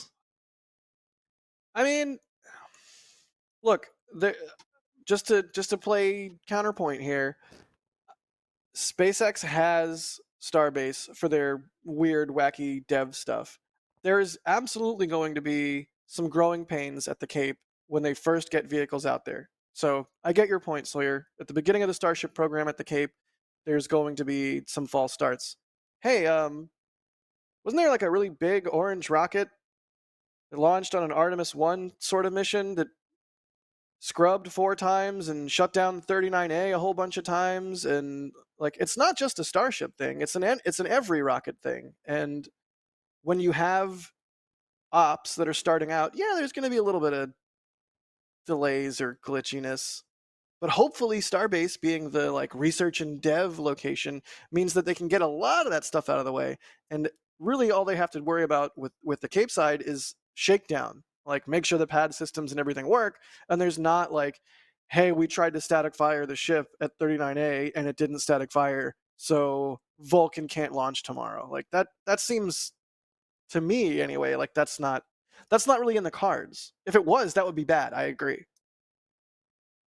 And again, like I pointed out, and I see people bringing it up in chat, yeah, New Glenn is obviously not launching at the pace of Falcon 9 or even Starship at this point. It has flown once. Right now, ULA is finally trying to pick up their pace with Vulcan, but have they yet? No, they really But they haven't. will. They've had one flight so far, was it one or two of Vulcan this year, and a couple of Atlas launches, with another one scheduled for later this month for Kuiper. So I get that right now it's not a concern, but we're talking Starship, say, a year from now? Let's say that we're getting Starship flights semi-regularly from the Cape a year from now, which might be a little ambitious. ULA plans to launch more a year from now. New Glenn will have flown, in theory at this point, a year from now. Wow. Artemis 2 will have hopefully even flown a year from now. Things are going to change within that year, and I can see where that frustration is going to be, where you have companies that are trying to pick up the pace and can't. So I get where people are coming from, and yeah, the other participants at the spaceport right now don't have the launch cadence that SpaceX does, or will, in my opinion, will have the cadence that SpaceX ever does. But it's still worth noting that they have a cadence. I mean, yeah. It's like first mover advantage. SpaceX started first. They got there first. They're doing all of this first. And to a certain extent, a lot of this feels like whining by people trying to play catch up. On the other hand, yeah, if I was a company developing a new rocket and worried about constraints to that development, I would voice those frustrations. That said, one of the things in the update that SpaceX put, which again is from SpaceX, so take it with a boulder-sized grain of salt, is that they have worked with and will continue to work with other launch providers at the Cape to deconflict things, which, we'll see how that goes in practice. But at least in theory, that they're saying the right words. Hopefully Yeah. they do the right actions and to follow that up. I mean, I want to be wrong. You still okay? This is, I mean, sorry, you got the gears turning up here, which might be a dangerous thing or not. I don't know. We'll find out. So now I'm wondering, like, okay, so where my mind is going is like these other launch providers are concerned about SpaceX. They're concerned about SpaceX. They're concerned about blast Asia. You're concerned about impeding other launches because they launch so much. Now, I'm sorry, like, forgive me for this is more devil's advocate on my part than anything. But I guess the question is, fellas, like, why should SpaceX be punished because everybody else is going so slow? I agree. They should not be punished. I don't Right? feel like they are being punished, but I also feel like it's important to be a good neighbor. It's a multi-user spaceport. I mean, in the same way that like you don't want to be a jerk to the person living next to you, you probably don't want to be a jerk to the person launching next to you either. And it doesn't sound like SpaceX wants to be, and that's great. Now, it's like this is like neighborhood block party drama.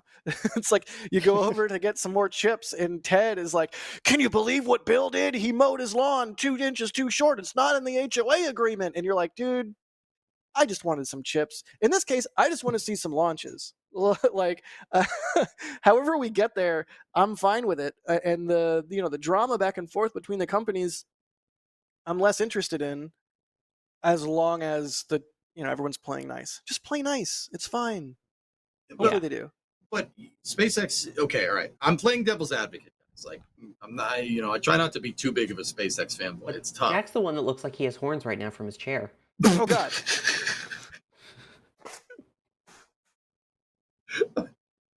Dude, he did, totally did.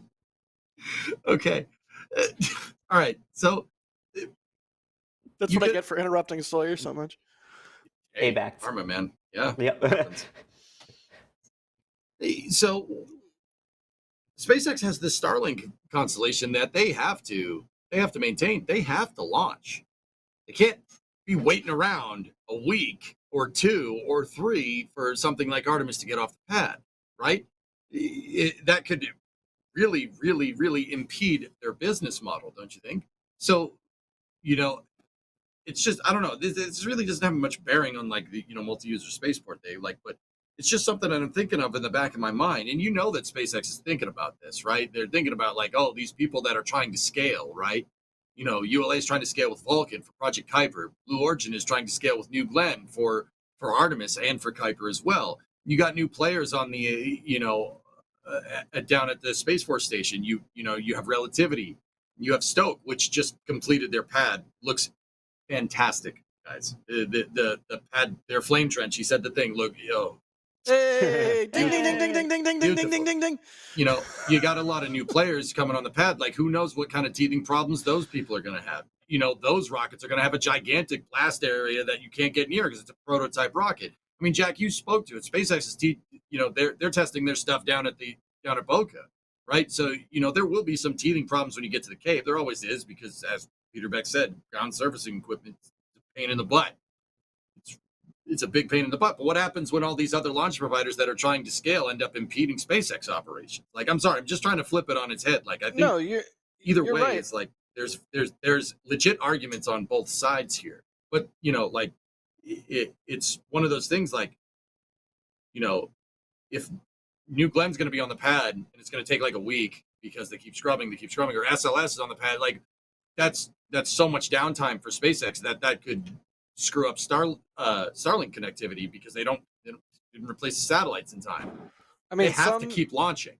For some launch providers, a delay of a couple days to a week to a couple weeks is like a drop in the bucket. It's inconsequential. For SpaceX, a delay of a week is that's what, 5 launches, 6 launches. It's a huge number of launches.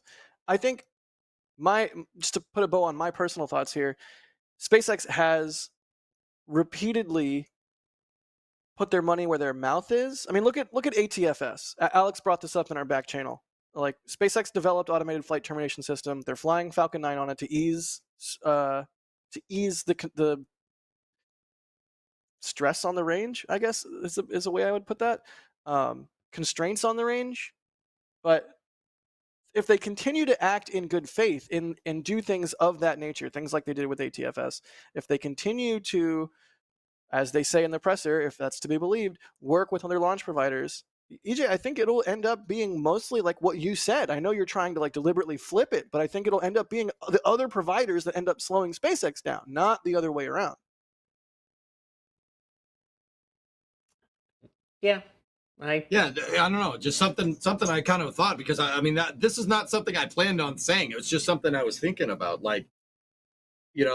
and I think that's very telling why SpaceX is doing something like this. I don't think they're doing it because, well, obviously they're doing it because the safety is the number one priority. That is something that every launch provider understands, and they all talked with each other about, being safe and like, hey, we're going to launch this now. We're going to do this, that. Like, that is one thing that there's no secrets there. But I think SpaceX is also being preemptive.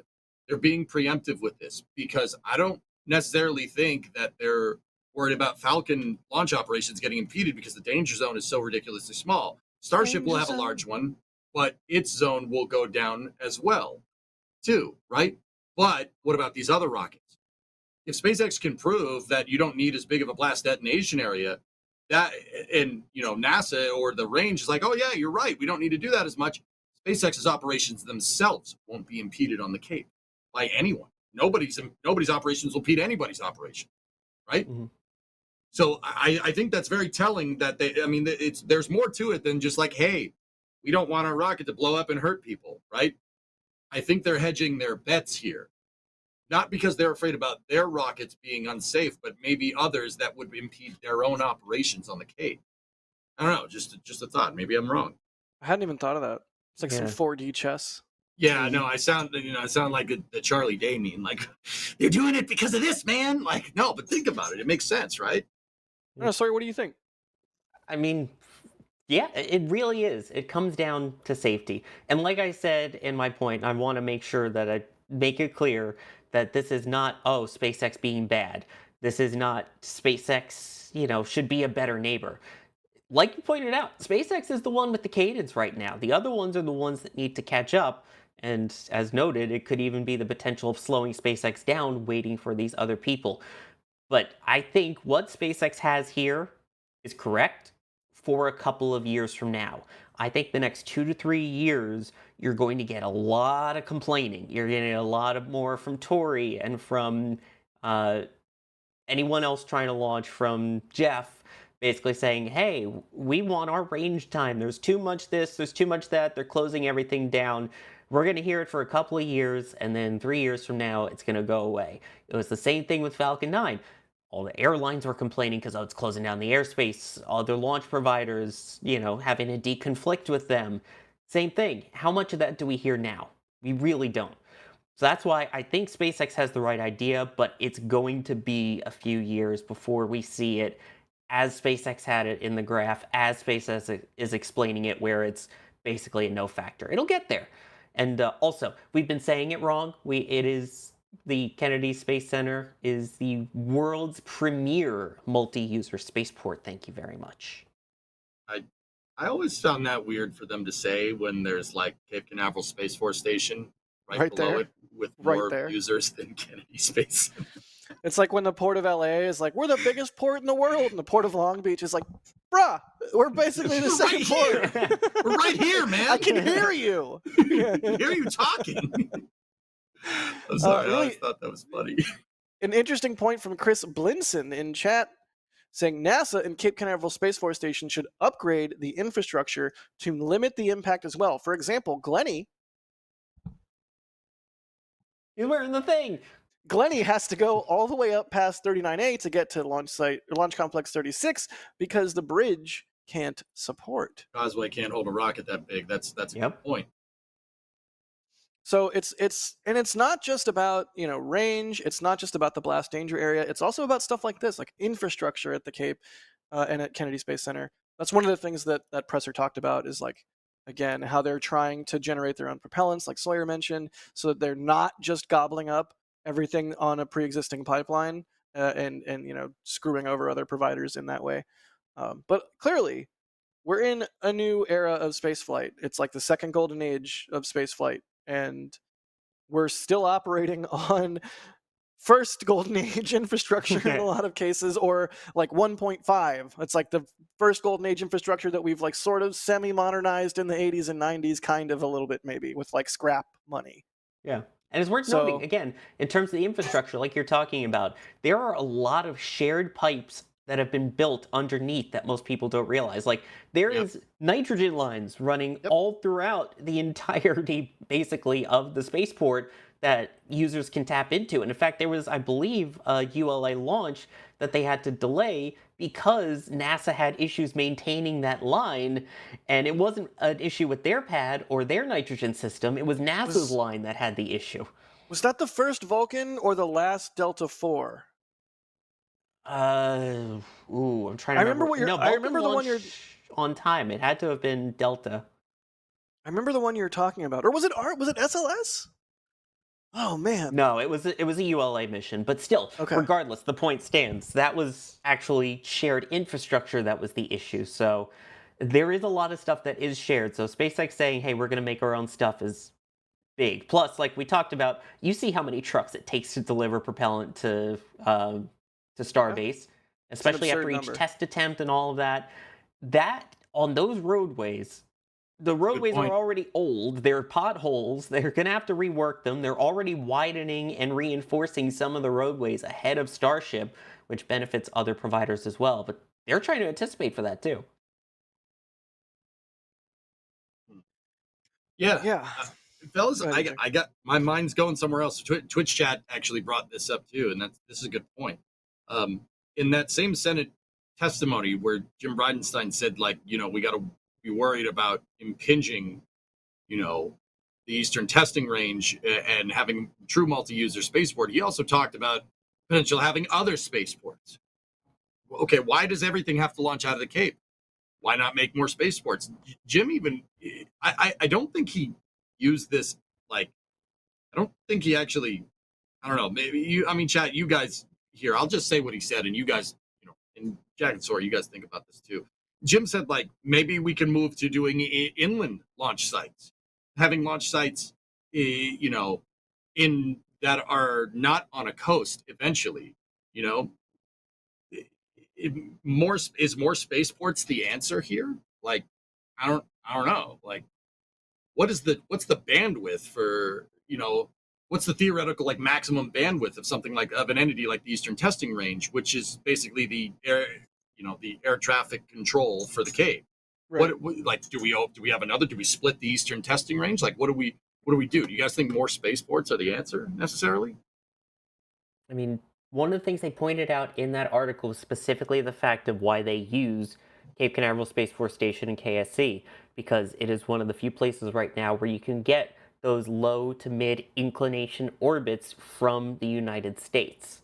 So I think if they were going to do that, they would have to consider somewhere, I don't know, somewhere more tropical, somewhere closer to the equator, maybe an island, kind of like they had with Falcon 1, something along those lines, because that's the main issue. Is if you want to get to where SpaceX wants to go, I don't think going inland is going to help as much. I know there are companies that have talked about building one in, I think there was Maine at one point. There was Georgia at one point having a spaceport.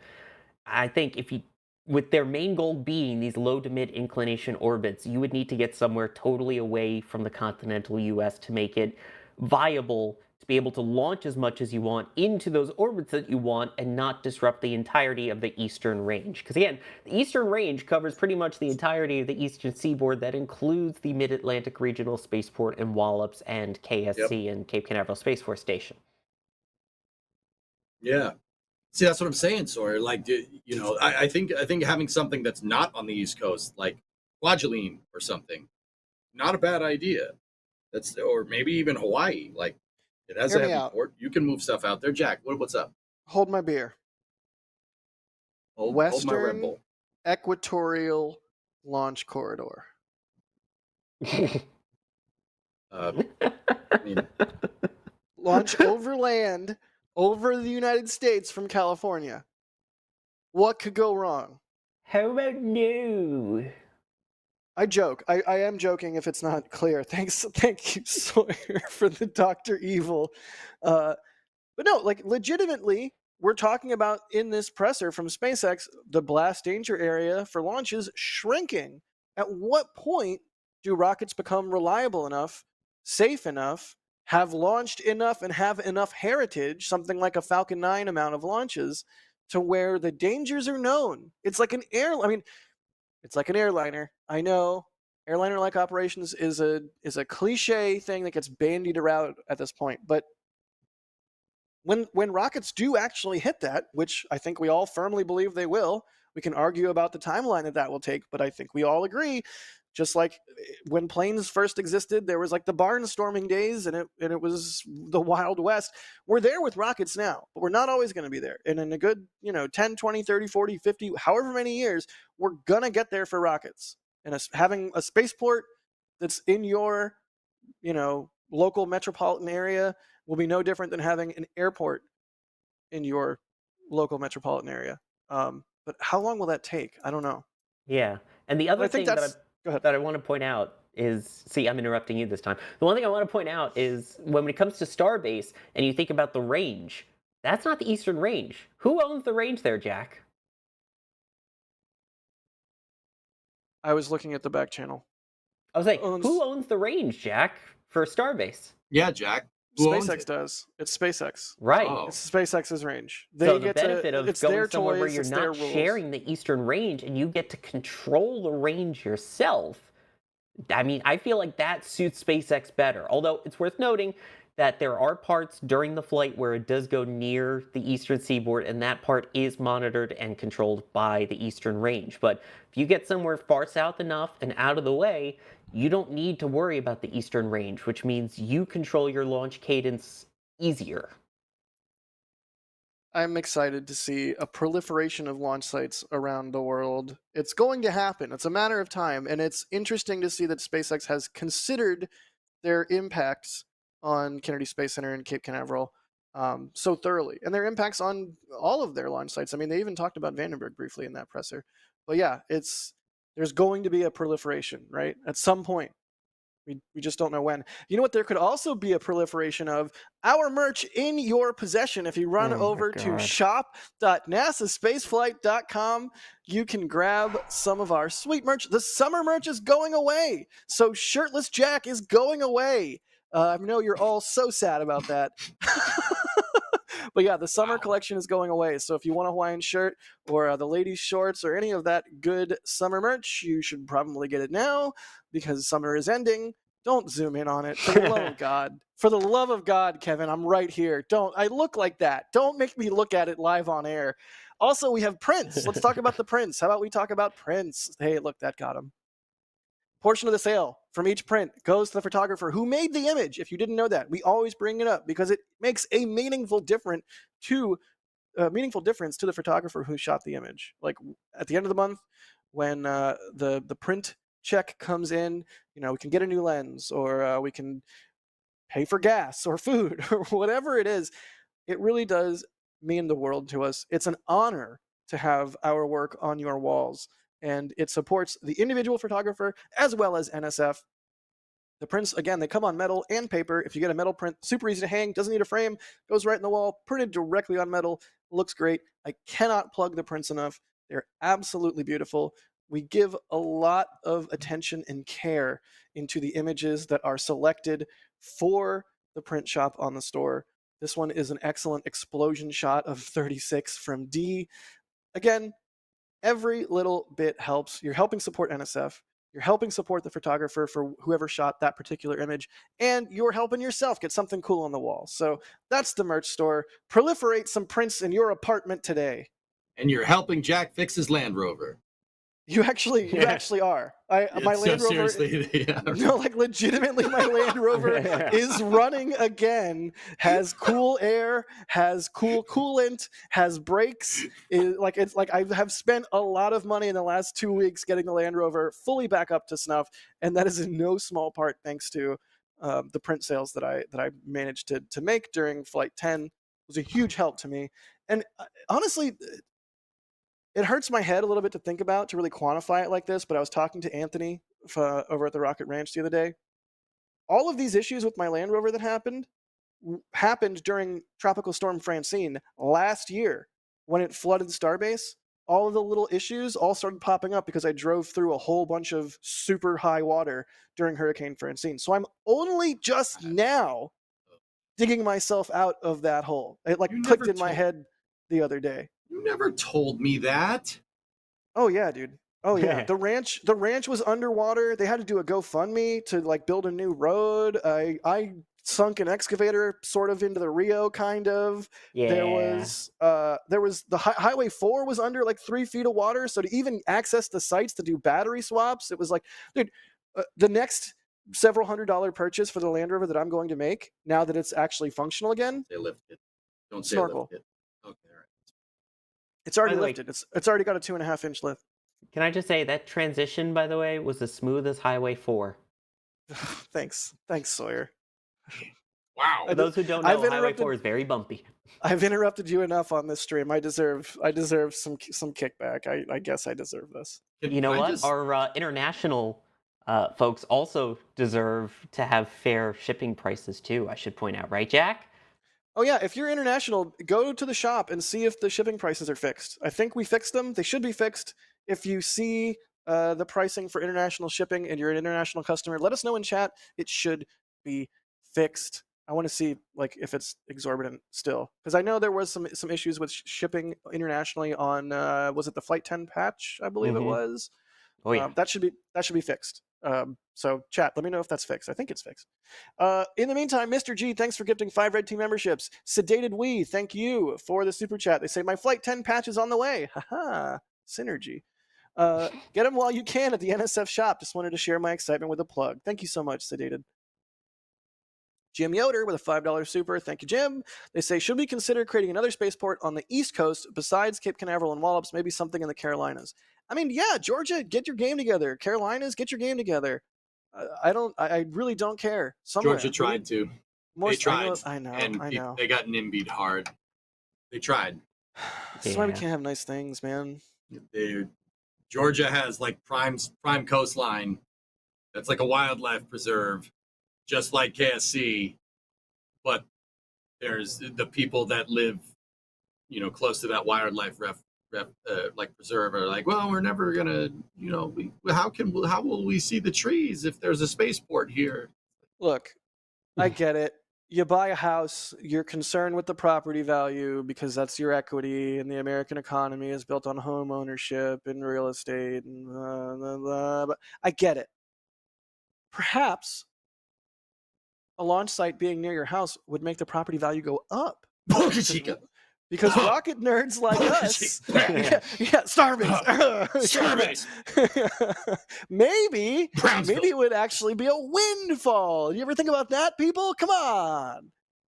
Old man yells at Georgians? I'm so tired of everything in life seeming to be penny wise, pound foolish. Like, it's just frustrating.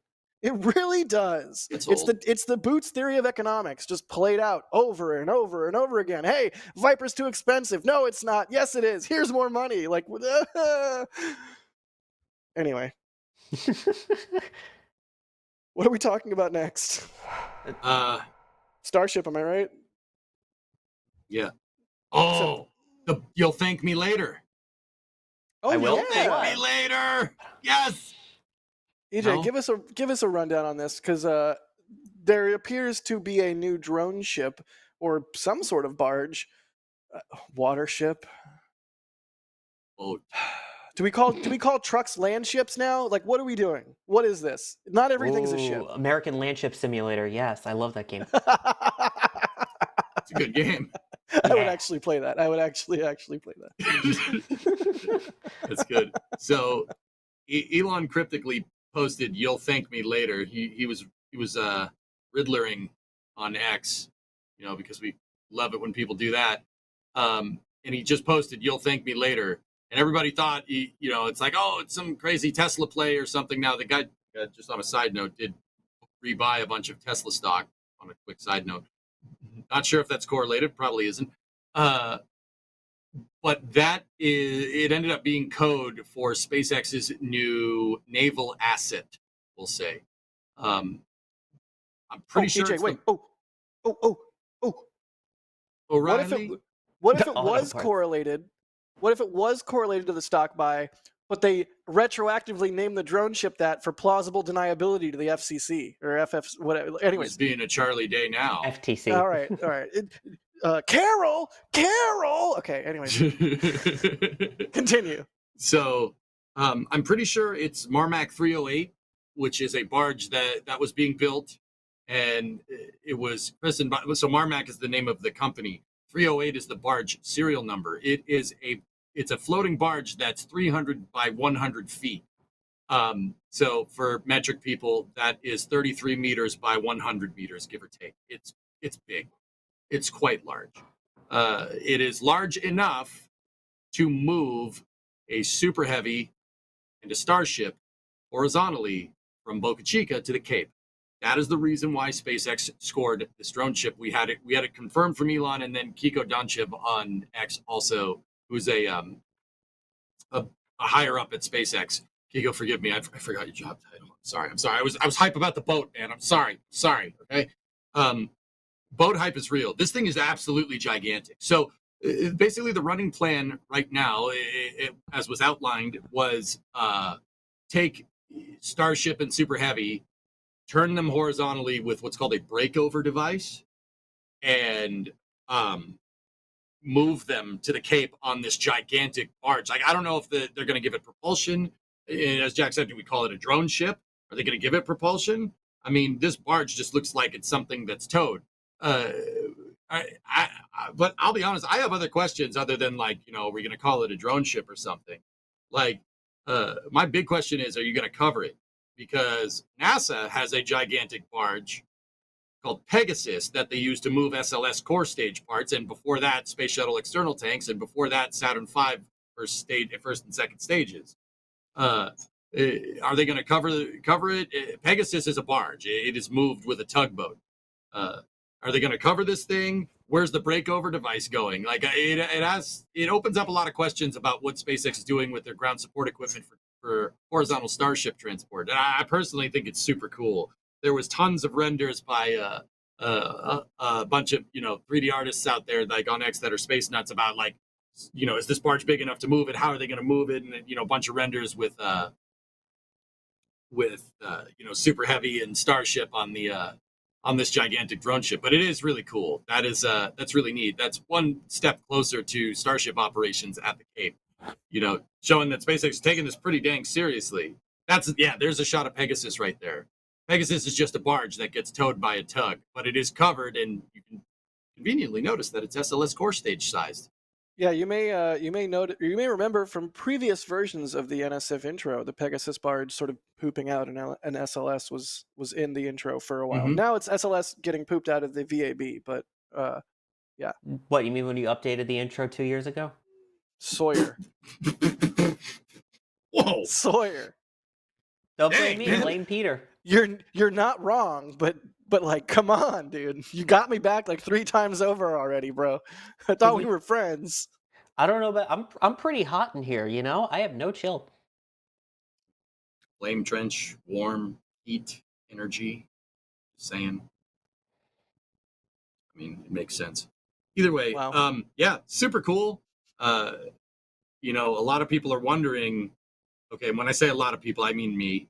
I'm wondering how they're going to move these things horizontally. I did come up with some cool ideas. If you guys, I like cool ideas. Does one of the ideas involve firing up the engines on the Super Heavy to propel the barge? 'Cause I'm in, dude. I'm in. I mean, no, but that's a good. We should do that. That's a good idea. Yeah, we can table that one for Kerbal later. Moldy Yep. Space, if you're listening. Mhm. Yeah, this tweet from Alex here Alex, is a pretty classic Alex tweet. Like, we all knew that they were going to be transporting these vehicles horizontally via barge to the port for quite some time now, based on the Starship environmental impact statement. And then and then this news sort of broke on Twitter, and everyone was like, "Oh my god!" It's like, we know, we knew. that was me. I did that. I'm not gonna lie. I did that exact I mean, thing. it's cool to have further confirmation, right? And plans change so frequently that you never know what the current plan is versus what the plan that we last heard of was. But yeah, this is a thing we've known. Maybe you should pay closer attention to NSF if you didn't know this. Just saying. I'm sure a lot of our viewers did know this. Moldy Space, you are kerbling a Super Heavy booster on Marmac 308, using its engines to propel the barge. That is your current assignment in cursed Kerbal land. So Please post the results in the member Discord in the gaming channel. Yeah. okay. So now it's time for EJ's wild theories. All right. So how are you going to move these things? You're going to move them horizontally. So we know they're going to move them horizontally. All right. So how do you get this thing horizontal? They said they're going to use a breakover device. So for the people that don't know, a breakover device is a nice way of saying a gigantic hinge that, one part of the hinge that moves has the rocket attachment point, and the other part of the hinge that moves attaches to the ground. It's basically just a hinge that has that you mount the back of the rocket on, and then you have a crane holding the top of it, and you tip it over. It breaks it over horizontally. Right. Breakover is just a fancy term for taking something from horizontal to vertical or vertical to horizontal. And a breakover fixture is just the thing that you use to do that. Now, So they're not actually breaking it. Yeah, exactly. It's another thing that's important to note that a breakover fixture is different than an erector. One is powered, the other one is unpowered. The breakover fixture is just a hinge. An erector, it does move a hinged rocket from horizontal to vertical, but it's hydraulically powered or electrically powered, or pick your form of energy that you like. You can pick your own form. That's a treat. I choose nuclear. I was just gonna pick my nose, but that works too. Please don't. So no, nuclear this is- nose picking. All right, cool, sweet. What just happened? But no, this is really interesting to think about. Like, how will they break these things over? I mean, So- thinking from the booster side, Mhm. like they have the little attach points for the stabilizers on the pad, like right sort of near the aft. I don't think they're on the current boosters strong enough to support a breakover, but maybe they reinforce the crap out of them, and that's like the fixture where the breakover thing goes into those stabilizer pin locations. Maybe. So Jack, actually, what? Okay, this is GSE stuff. So somewhere Ryan's gonna come out like from behind a dune. Ryan Weber's gonna be like, eh? They'll never do it that way. Yeah. So all right, keep in mind this is just a theory. I'm probably wrong, but it is cool to think about. This this is the part where we humor my crazy delusions. All right, I'm on the show, right? We can do that here. I'm here okay? for it. We're all here All right, for it. So we know that Super Heavy has a transport stool, right? Obviously. Yep. So, Jack, my running theory here is that they're going to make a transport stool, obviously that can be moved via SPMT like it does now, but it'll have legs sticking out the side of the transport stool. So if the thing is vertical, it'll have legs sticking out the side. My running theory here is that you are going to make a transport stool that can go onto the breakover device, break over the entire vehicle with the stool horizontally, right? And then put it on the barge. Now, in terms of what's going to hold it from the front, Sawyer, you're familiar with the shuttle external tank. How did they move that thing around? You tell me, I forget. Okay, The no cradle? problem. So the shuttle external tank, obviously you can't grab it from the bottom. There's the spray-on foam insulation, and we know that that cracks. That's not great. We don't want that happening. The external tank was transported on a cart that basically looks like a gigantic chicken bone, right? And it was attached via the SRB the forward SRB attachment point on the external tank. So it's something that's on the intertank in the ET. Where the SRB's attaches are also where they pick up and where they transport it. Very similar to the catch pins on Super Heavy or the grid fins in the case of V3. And my running theory is that they'll be able to take the grid fins and turn the grid fins horizontally as well. So the booster is horizontal, the grid fins can turn horizontal, and then the breakover device with your transport stool that has legs out the side, you turn the whole thing over and you attach it. You basically have something attached to the grid fins, right? And boom, there you go. Then you can just SPMT that thing right onto the barge. And Yeah, here's that sounds surprisingly straight. I mean, not straightforward, but like, yeah, that seems like how they'll do it. If you have, you have the transport stool, it can stand horizontally or it can stand vertically. There you go. All you got to do is make a fixture on the other side that basically can pick up on the grid fin catch points, or the inner tank. You could use the hot staging ring, or well, not the hot staging ring on the V3 boosters, but you get the idea. You could do something like that too. Even just transporting it, like we think about, how do they get a booster from the production site to on a barge horizontal? I don't think they put it horizontal at the production site and transport it horizontally down 4. I don't even think they can do that. So that means they would have to transport a booster or a ship vertically on SPMTs like we've seen them do to the port and then break it over there with a crane. So having the transport stool, like you're saying, EJ, be also the breakover fixture just makes perfect sense. And then on top of that, because it's also the transport stool in this theory, it just goes on the barge with the dang thing. That way, when you get to KSC, you don't need a whole separate, another fixture. You just take the whole assembly off the barge, use the transport thing to break it back vertical. The transport thing attaches to existing points like the stabilizer things at the bottom or the grid fins. This is big brain time, dude. This isn't crazy EJ theory. This is just makes sense. I mean, even in terms of laying it down, right? You've got how many grid fins? Only 3. You got a flat side. Yep. Don't remind me. I think that's on purpose, Sawyer, for this exact Mhm. reason, dude. That is part of what drove their design requirements for sticking to 3 grid fins. I agree. Really? Yeah, absolutely. Really? You think so? Yeah, I don't agree. No way. why not? That in That's mass, just- I mean, turns out building rockets out of stainless is, a little bit. I think it's more intense mass and on your dry complexity mass. and less because like we're going to design it this way because we're going to transport horizontal. Does it have a nice knock-on effect for transporting horizontal? Sure. I mean, I don't think it was the driving requirement, Jack, but that is. I don't. It's not think like, it we need wasn't 3 grid fins considered. because we got to transport this horizontal, right? Like that's definitely not it, but that definitely played into their design requirements. Can we to an transport it extent. horizontal? Well, yeah, we only have 3 grid fins. One's not going to be in the way. Yeah, that makes sense. That does make sense to me. I don't think anybody was like, delete the grid fin because these reasons also horizontal transport. But that's, what do I know? They definitely did not think of it. I mean, it's SpaceX. They build things and then immediately tear them down. Often it seems like they have not thought that far ahead. So shall we say? the interesting thing is that I saw a lot of fan renders of Starship on the barge, right? You saw And fenders? Yeah, I got plenty of fenders at my house. Anyway, they're for cars, not for starships. So I saw a lot of fan renders of Starship being transported on this barge, and every single one of them had Starship's thermal protection system facing up. Like, we can't transport it because of the thermal protection system. We can't transport it, the thermal protection. We can't have that down. We can't put anything. I mean, and I sat there and I kind of thought about it. I'm like, they're gonna transport the ship upside down? I don't think they're gonna transport the ship upside down.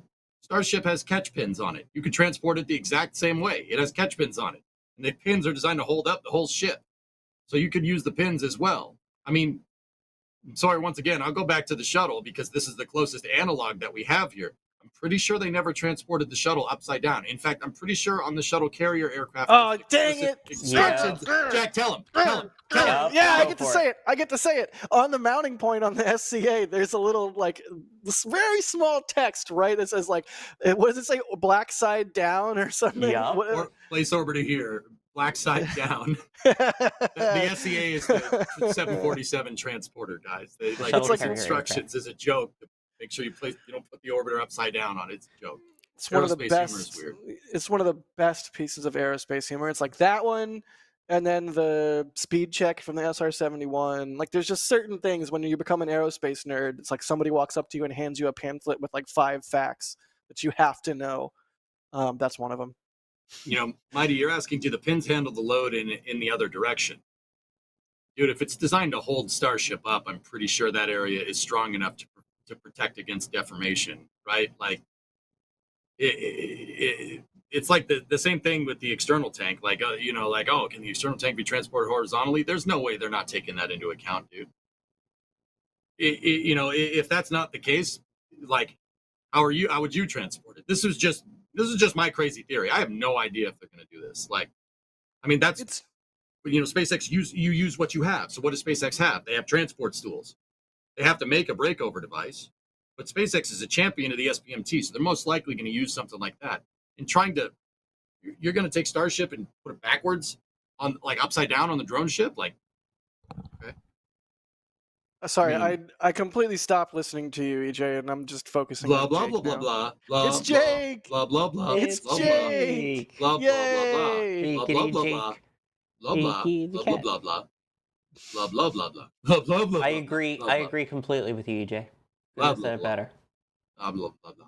I don't like. I'm trying to make it end, but I can't. Every time you say blah blah blah, like it short circuits my brain, and I can't figure out the next thing to say. Hey, that should be the follow-up to Doug's new book for anyone who Blah gets blah blah that. blah. Which, by the way, in case you don't know, Doug, a streamer, wrote a book, and every single word in the book is just Doug. And Adrian loves it for some It's- reason. Yes, Adrian actually bought a physical copy. It's like his I don't know why favorite that's thing. funny. It's for charity, but yes, he bought a physical copy of it. I don't know why that's funny. Adrian messaged the other day, and he was like, "Look, it's the McDonald's menu, but every word is Doug." And I'm like, "Okay, first off, how do you know it's the McDonald's menu if every word is Doug?" And he's like, "The formatting." I'm like, second off, I guess I'm just missing something. I'm just missing something. This must be how people feel when someone tells them about the live streams they watch called Texas Tank Watching, and they show them our streams. They're like, what? You watch this for 8 hours? What's wrong with you? Watch this live stream. They rolled out this test article. It was so good. It's the first test article of its kind. It's awesome. Here, take a look. If we get lucky, they'll argue about bagels. Lucky or unlucky, but yeah.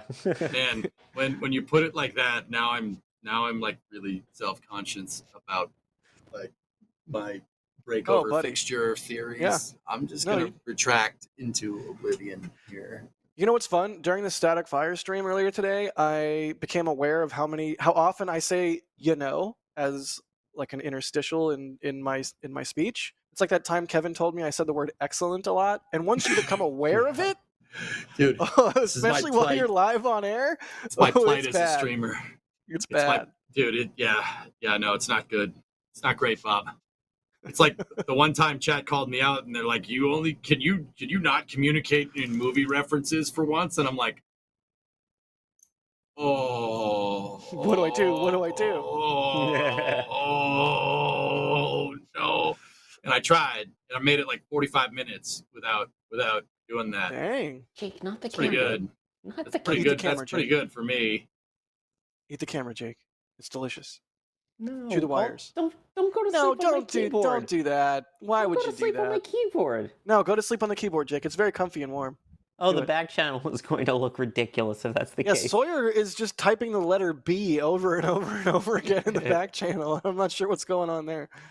And it's just the word fish over and over again. For Yeah, some give reason. me fish. I want fish.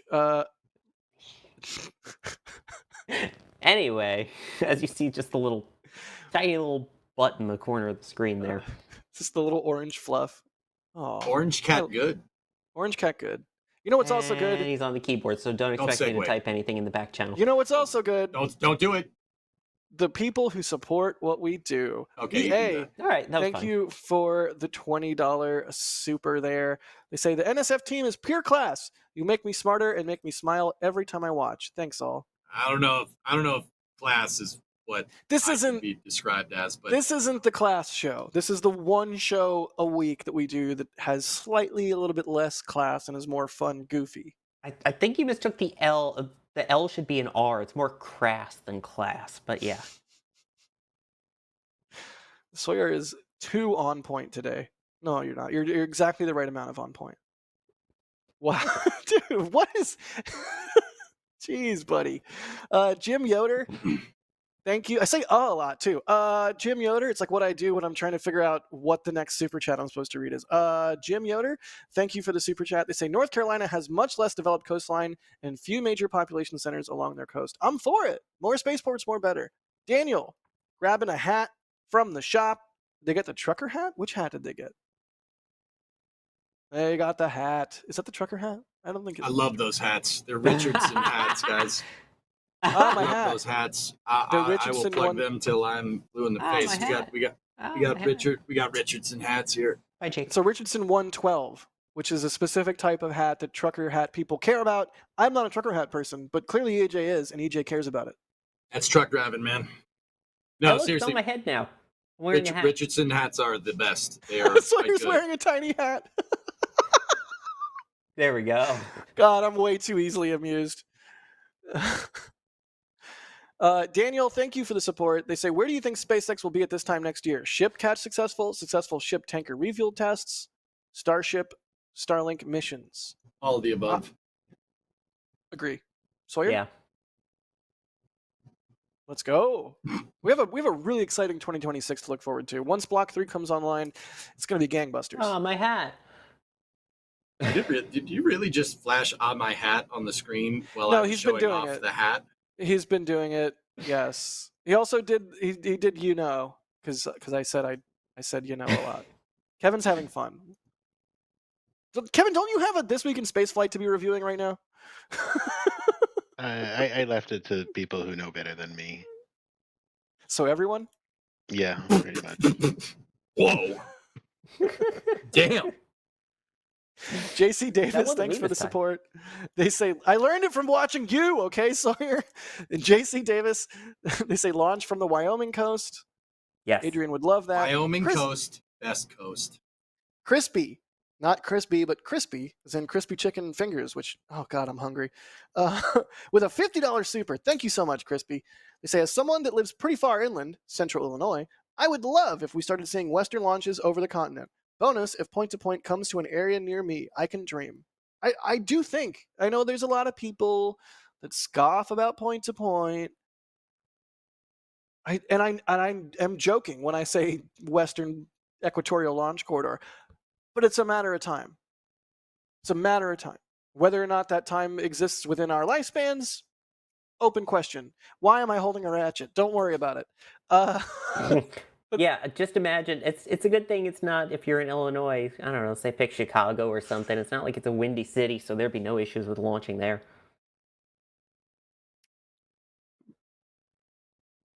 No, they're on go a ahead. mission from God, Sawyer, so it'll You're be on a all mission right. from Gad. A Blues-O-Matic.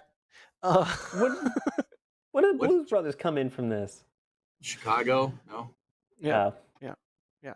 that's where the whole movie takes place. yeah, I get that part, but I was just like, how did Chicago instantly go to Blues? Anyway, Because EJ.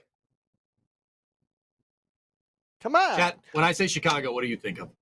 John Hughes, Ferris Bueller, Okay, good point. Abe Froman, Sausage King of Chicago. Abe Froman, the sausage king Cubs. of Chicago.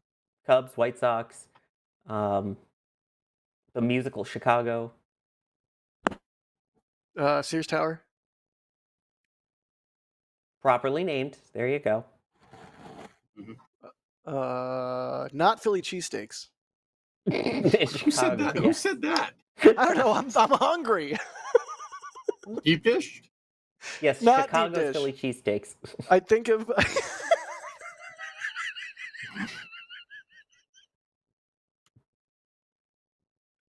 Or Oreos? No. Why Oreos? Oreos were made in Chicago for like a really long time. We're a Hydrox family, EJ. Ew. Good man. Yeah. By the way, yes, Master Toymaker, 25 or 6 to 4, Chicago, the band. Blues Brothers. See, Twitch chat got it. Just saying. Look at this camera. Why are we showing And, yes, my and camera fingers at right the there. Rocket Ranch outpost? You're right, duh, Bears. Hey, look, it's my camera at the Rocket Ranch outpost. Hey, look, I'm trying to move us on to talking about Starship. Oh, we should probably talk about Starship because some really interesting news came out. In addition to all of that methane stuff, what's the question? Go ahead, EJ. I was going to say, what's interesting with Starship, Jack? Please tell us. Well, there's a new man. What is? We've gotten so many environmental assessments. What is this current?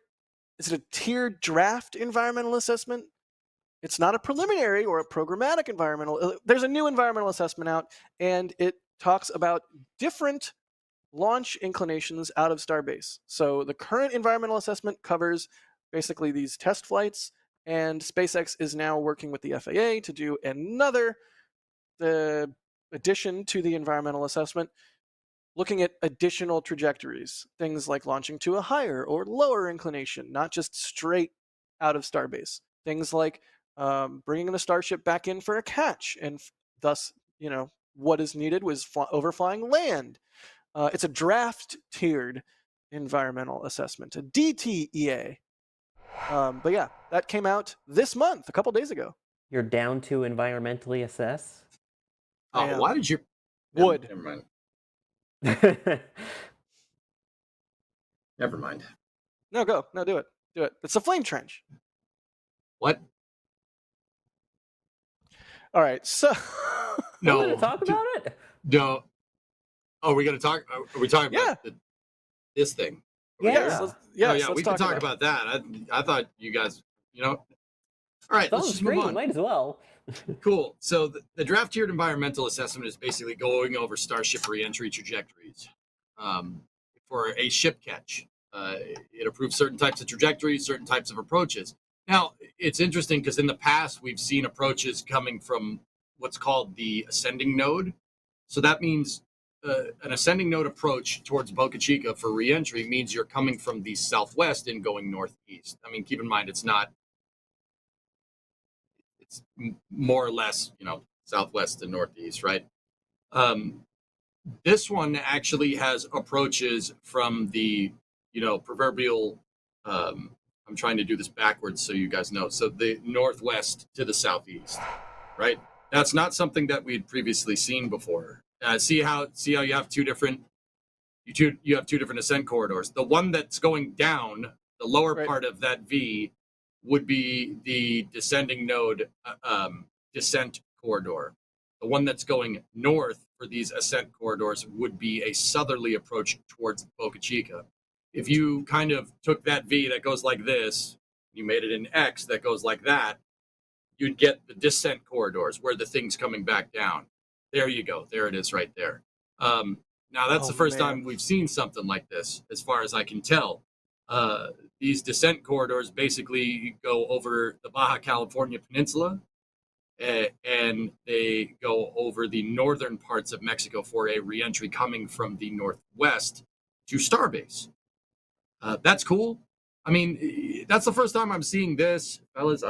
It may have been around before. I'm pretty sure Alex would have told me if. Oh, he's typing. Here we go. I mean, Good. one way or the other, it shows that SpaceX is working toward regulatory approval for starships coming back from entry to Starbase. Catch is imminent at this point.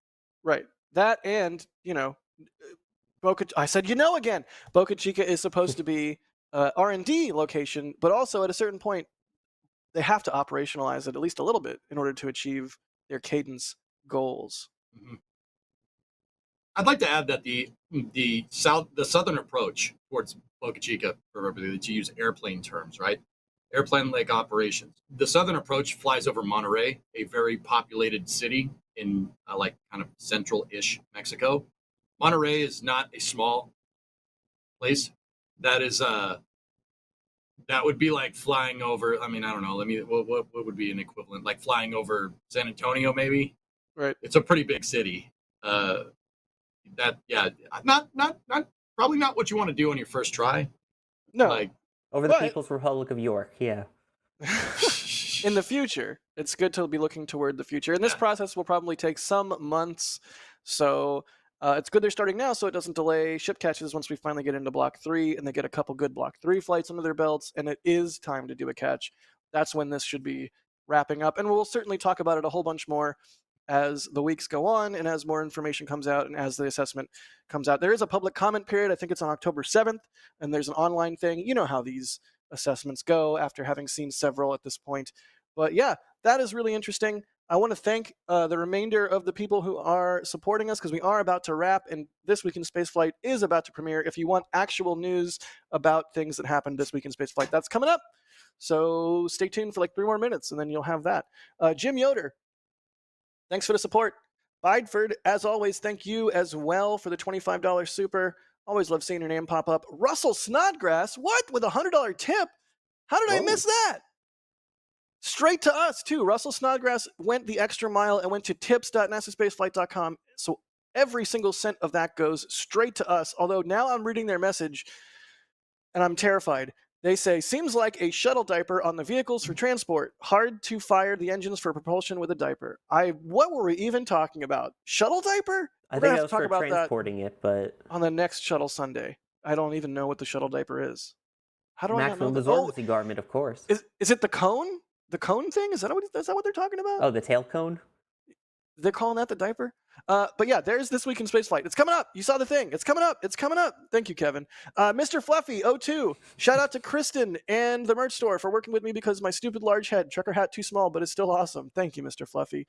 We do try and accommodate. Michael, thank you for the support. And Shazbert Toddbot, thank you for the support as well. Also, thank you to everybody. Stop doing that. Thank you to everybody. I'm trying to end the show on time. Why would you do that? Thank you to everybody who's not supporting us monetarily on this stream. Doesn't have to be a monetary thing. Hit the like button, hit subscribe, tell your friends about us. All of that really does matter. We see those metrics. It makes a difference in the YouTube algorithm. Speaking of making a difference, our launch directors and flight engineers are so important. The 2 higher levels of the membership program. Thank you so much to our launch directors and flight engineers. It's a huge amount of support monthly from y'all, and there's just no way to get around it. We can't do what we do without you, without all of our members, all of our viewers, everybody who comes out and watches our streams and supports what we do. It's such a treat. We're the best job in the world. I know I like to complain a lot and interrupt Sawyer a lot, but we really do have No, the you don't. we really do have the best job in the world. EJ, thanks for being on, my good duder. Oh, hey, thanks for having me, guys. I know it's a privilege coming on here, and I appreciate your time and attention. I stream over on Twitch Monday through Friday, 5 days a week for 10 hours a day. I'm over there, twitch.tv/EJ_SA. Yeah, that blank screen. Anyway, yeah, thank you very much. It's always fun. This is always a good time. Thank you for having me. Yeah, man. It's always good to have the standard crew on the trench. Sawyer, dude, I'm sorry for interrupting you so much. I got a bunch of Red Bull in me and just started rambling. What are you talking about, Jack? I would never interrupt you while you're talking already. Thank you, Jack. No, it's good to be here. I love being on the trench, and as I called it the other day, and we are the OG3 when it comes to the Flame Trench, and I kind of love being with all you guys. So, thank you. The band back together. Another Blues Brothers reference. I couldn't get EJ's title to come up, so that's why we got the black screen. But here's EJ's title, and EJ's from Twitch. I thought you were playing a joke on me. I'm like, wow, I guess I said something he didn't like. No, Also, we do a jeez. pre-show and post-show of the Flame Trench, and you may or may not be able to catch some or all of that on EJ's Twitch. So that's like a bootleg way you can get the pre-show or post-show. We'll see you next week. Love you. Bye. Oh, I said love you again. Why did I do that? Are you the type of person that says, like enjoy when someone says enjoy your food, you say you too, Jack? Oh man, it's like you can't decide whether or not to say goodbye or take care, so you say take bye, and then you just die inside.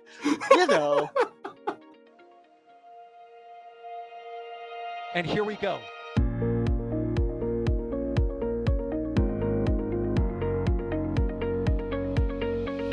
We have liftoff.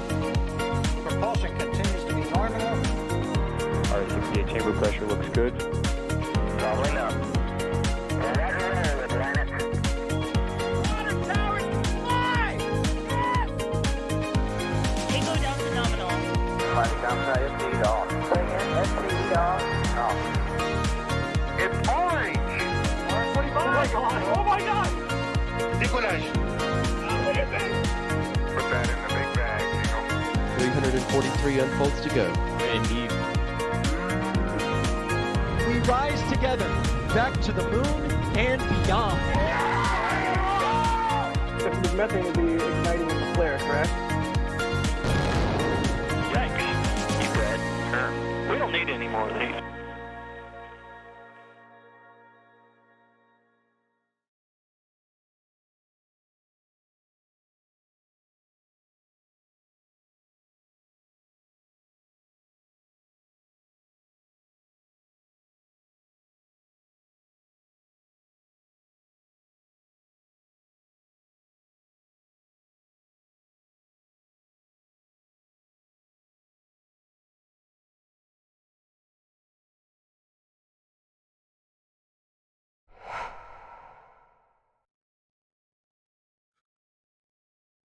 There.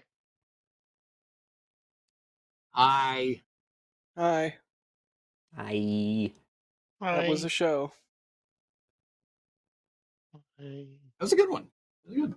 Actually, you know what? I kind of like the quick news segment. Like we didn't, like you guys didn't do it, but that's why I kind of put those short stories all together. Like I kind of like the idea of like doing a big story and then doing a few quick short stories just to like update people who don't watch Twist, and Yeah, I then like going that into too. a couple more big stories. Because Oh, yeah. sometimes people get bored when we talk for too long about one topic. Sorry. No, it's fine. no, we have I'll- we've got the spicy ones, we've got the quick ones. It works out. Did you guys like me kind of putting questions, like asking my own questions and going from there? Yeah. Yeah, Yeah. definitely. I like doing that. I think but I'm not going to do it all the time. I only do it when it kind of makes sense. No, I was into it. Membies, what did you guys think? Members hated it. They were complaining. No, I'm just kidding. Like this guy Jack keeps interrupting Sawyer. Poor Sawyer. Yeah. And then I started talking about anti-Starship, and oh my god, he's so negative. The negativity. What's with all the he must hate SpaceX. He hates Starship. That's the game we play, dude. The usual. I feel like you tiptoed around it and hedged so Falcon Space, hard I too. saw you in chat. You were telling me to shut up because I was wrong. But seriously, Oh. if SpaceX decided that they were going to try to conserve fuel on a Falcon 9 and it resulted in the friggin' thing falling from the sky or not getting to orbit, like it would be a different conversation. I understand that like we were talking Cygnus, right? It's a different manufacturer, it's a different vehicle. But like if SpaceX did that, it would be a different conversation.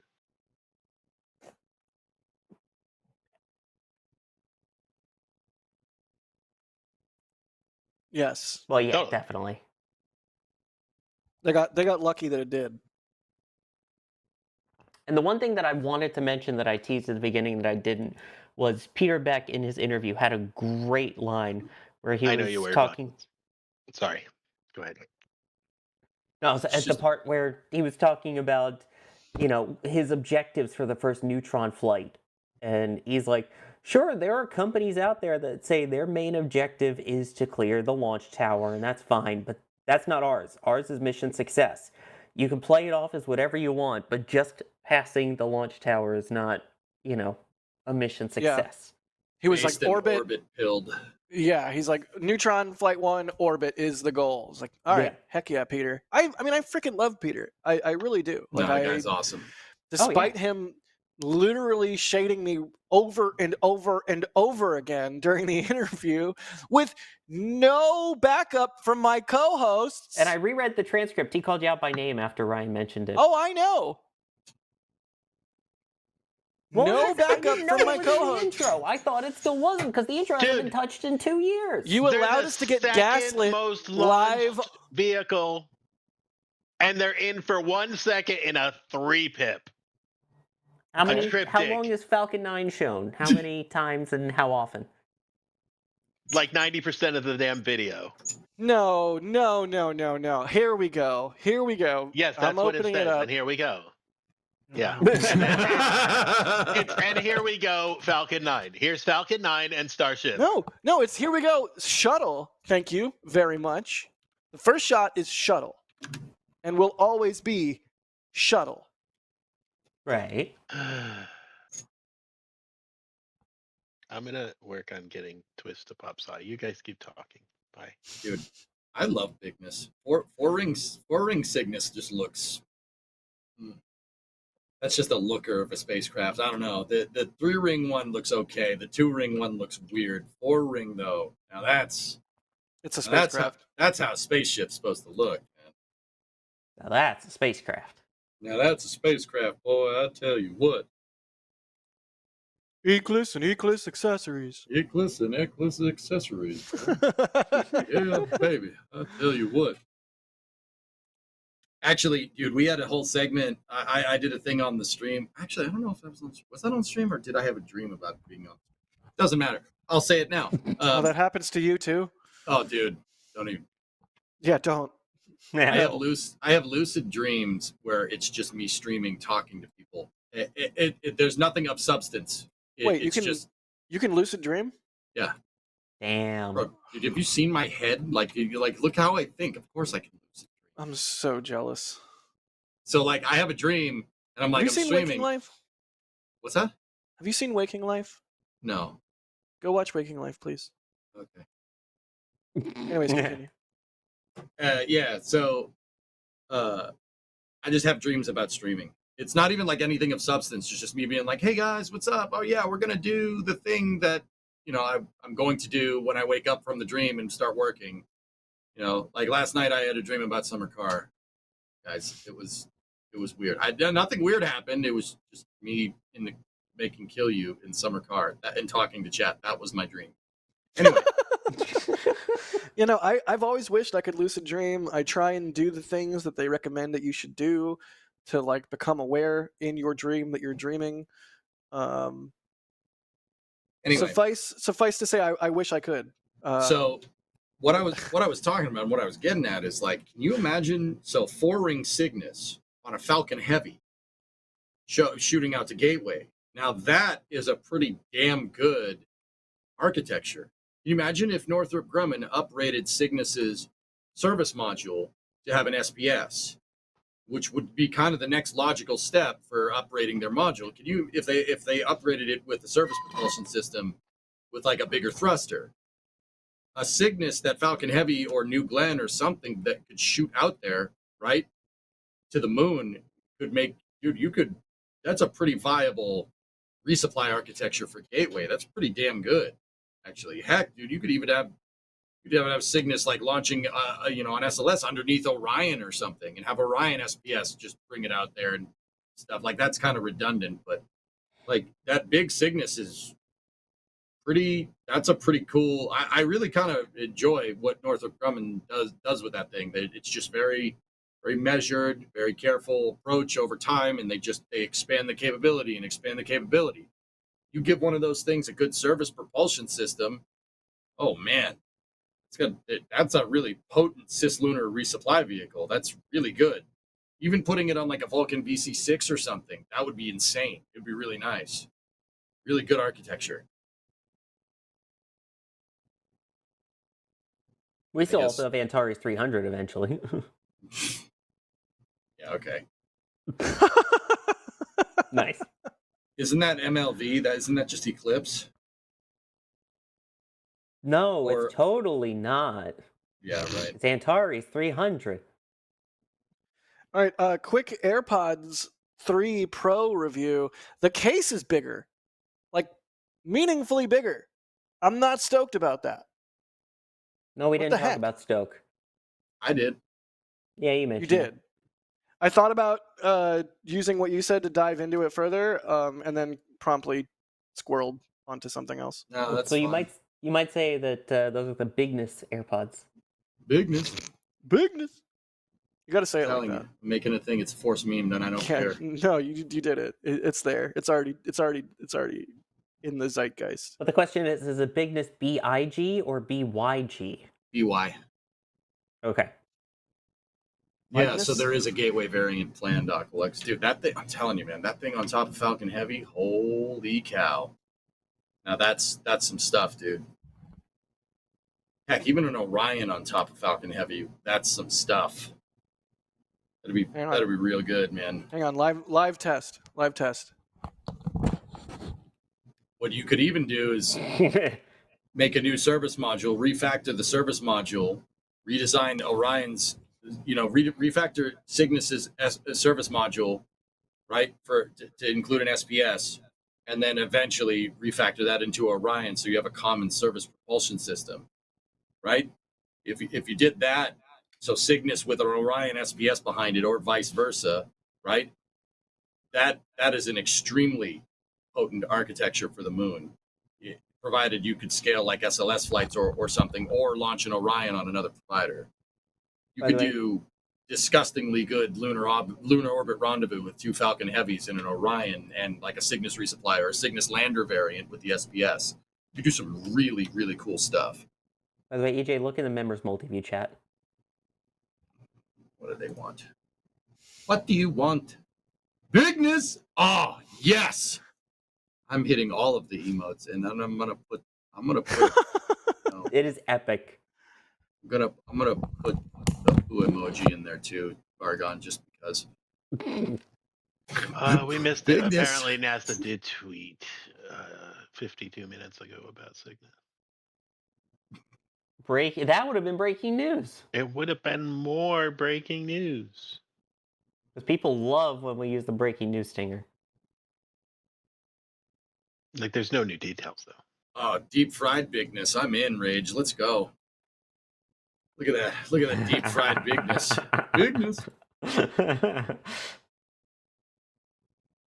By the way, Gateway Cygnus talks about having life support on board. Aqualex, that's their play. That's the long-term play. They're going to uprate Cygnus's service module to have an SPS, and on a long enough timeline, every spacecraft becomes Cygnus, dude. Oh my god. Dude, I'm telling you, they broke the mold with that thing. Sorry, do you remember when we were talking with Dan Tanny about that thing at the ISS RDC?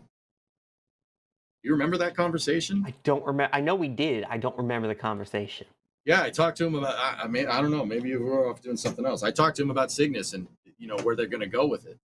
As Dan Tanney is an ex-NASA astronaut that worked for, at the time, it was Orbital Sciences. Yep. And I told him, I'm like, keep in mind, this was like 11 years ago. I was like, Cygnus is great architecture. It's really, you could really expand it, right? And he looked at me and went, yes, you can. And I'm like, all right, Dan. Yeah. All right, Dan. Sweet. Make more Cygnuses, Dan. How do I sound? What? Like Tinny. you're in a tunnel. Cool. Are you in a boring company tunnel? It sounds like there's an active noise gate that's cutting off more than it should. It's not that mic, right? No, No, it's definitely not not. that mic. What about Vast Dock to Cygnus Dock to Dragon? How would we do that? We'd need a multi-node module to do that, Falcons. You'd need to put like a Zvezda 6-axis or a Prichel 6-axis node on the front of Vast. Oh, that's a good idea, dude. Now we're talking. Jack, you need to update your vMix audio source. That's a good idea. Or not. That's a good idea, Falcons. I don't hate that. But yeah, so chat may not have heard it, but we heard it. That it was, again, it felt like there was some noise gate or something. It made it very What thick page am I looking and at? echoey, Page not 6 to good 7. thick. Weird. Okay. What should I get for dinner? Yeah. Chinese. Crispy. There's not good Chinese here. Go Like- get Whataburger. I don't care if you don't like it. Oh, no. I don't want to throw up. I said, what should I get for dinner? Not what should I get for throw up in 2 hours. You eat throw up for dinner? What? If I ate Whataburger, yeah. It's basically what I'd be you doing. wouldn't be eating throw up. You'd be eating Whataburger. It's like future throw up. It's temporally throw up. Temporal throw up. What is even happening with this conversation? Whataburger bad. Now, do you like In-N-Out? Yeah, of course. We've talked about it. Yeah, you would. Yeah, because it's a superior burger. I can't argue with that. Sorry. If I want knockoff McDonald's, I'll get knockoff McDonald's. Or guess what? I'll just get McDonald's. If I want a good burger, I'm going to In-N-Out. If I want a really good burger, I'm going to like Habit or Five Guys or Shake Shack. But that's not In-N-Out. In-N-Out tier is fast food, cheap burger. Jackie, you should get Chipotle, I've decided. Oh, actually sounds really good. That sounds like I might get Chipotle. Yeah, I don't know why. That's what popped into my head after you said what you just said. No, dude, I've been living on fast food for like the last, it feels like way too long. I haven't had time to go to the grocery store, and I'm sick and tired of everything I could go out and easily get right now. Like every single place I've eaten in the last week or two, I'm sick of it. After this, I'm have to go to the grocery store and get real food, like something with green, some vegetables. Wet tacos? But I need to eat something before that because you can't go shopping while hungry. That's a good point.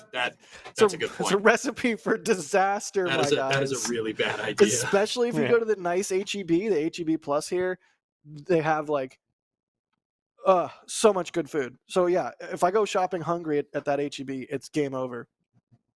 So maybe I'll get Chipotle and then do some grocery shopping. Wait, do you have a Shake Shack there? No, it's Brownsville. Absolutely not. Do you think we have good burger? The closest to a good burger we have here is Freddy's, and Freddy's is pretty solid. Welcome to Good Burger. What about that? Good Burger. Can I take your order? Yeah. All right. I'm a That'd dude. be $8. He's a dude. She's a dude. We're all dudes, yeah. They made a movie about that, and then they made a sequel. Yeah. Remember when all that was like mini SNL? Yeah. It was great. It was good Kenan times. Thompson was on it, and then remember SNL, and Kenan Thompson is on it. I do remember that. Whatever happened to Cal? Yeah. When I was... Yeah. Kenan Thompson was on SNL when I was on SNL. Huh? I was a background actor in one episode of SNL. Really? Yes. You never told me this. Yeah, he has. He's joking. I think he's joking because I mentioned it many times. Even I knew that. And I haven't been Or you're Sawyer's not friend joking and actually didn't know. for anywhere near as long as you have been Sawyer's friend. You've never told me this. I've been on air with you while he's told you this. It was John Heater, Napoleon Dynamite. He was the guest that week. I'm so over that movie. So it was when Napoleon Dynamite came out. That's how long ago we're talking here. Brimo says she's never heard you say this. Brimo said it didn't happen, so it didn't happen. I didn't know this. There's He's video got evidence backup on Hulu. You're welcome. He's got backup. I was gonna say, you gonna say my wife is wrong? Ooh. You put me in a hard spot, man. No, that's but- cool, dude. You probably have, dude. A lot of information goes through my head. It was one of the pre-recorded sketches. It was that the Black Eyed Peas would perform anywhere. Nice. One was at a Pfizer convention. One was at the opening of a Wendy's. And then the third was at a bar mitzvah. So I was one of the kids in the background. Let's get bar mitzvah. Ha! Let's get bar mitzvah. And here it was. Yeah. Good stuff. It's on Hulu. That episode. Oh dear. All right, so Chipotle. It's happening. Yeah. It's gonna happen. What are you getting at Chipotle? Chicken burrito, white rice, no beans.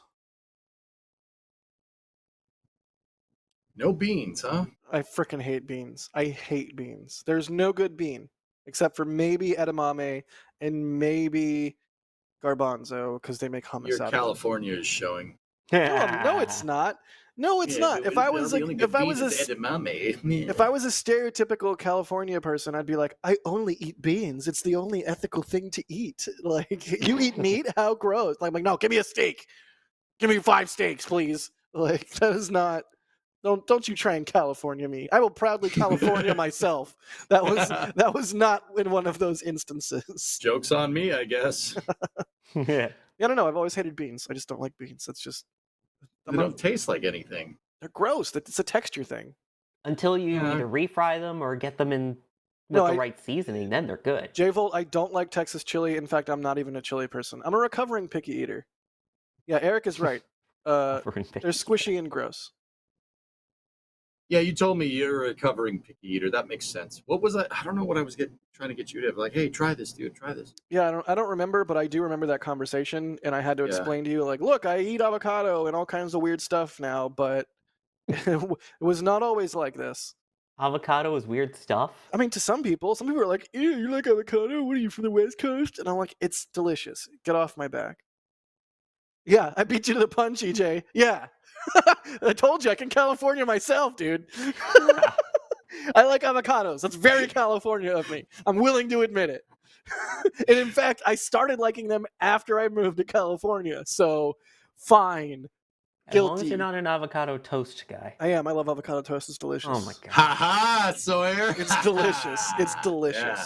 Tom Brady. It is good, I'll give you that, but Tom they don't need to charge $12 for it. No, you make your own, dude. In fact, I have a hard time. This is like so people don't care. I have a very hard time in the morning having an appetite.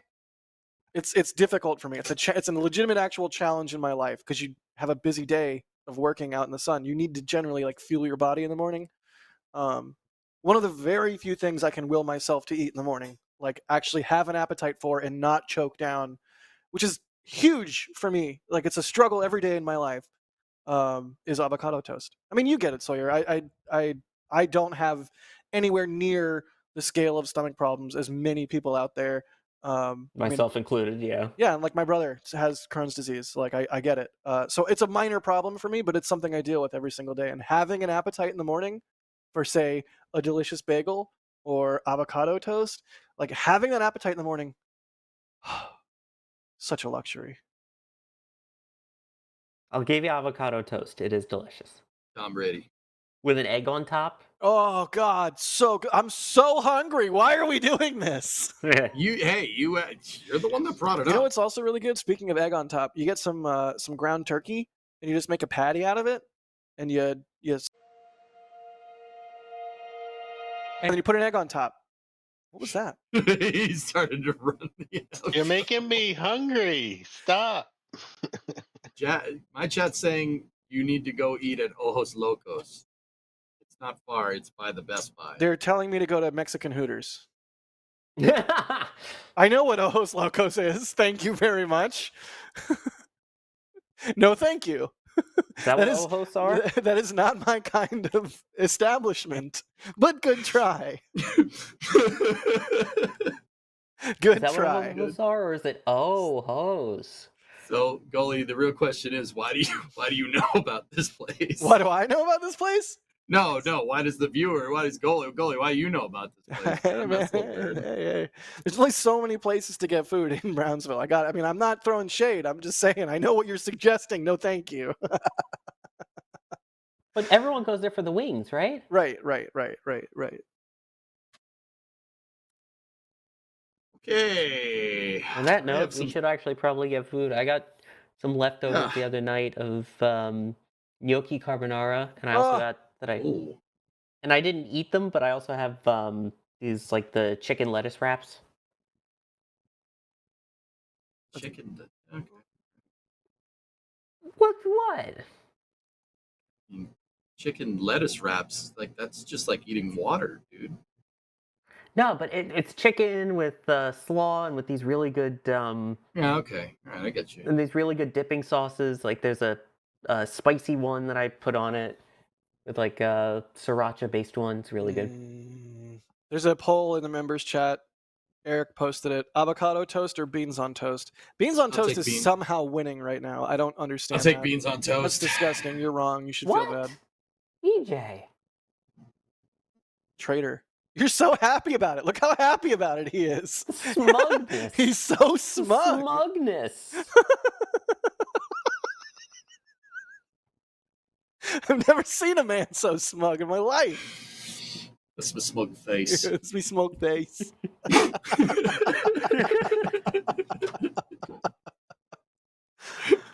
Oh man.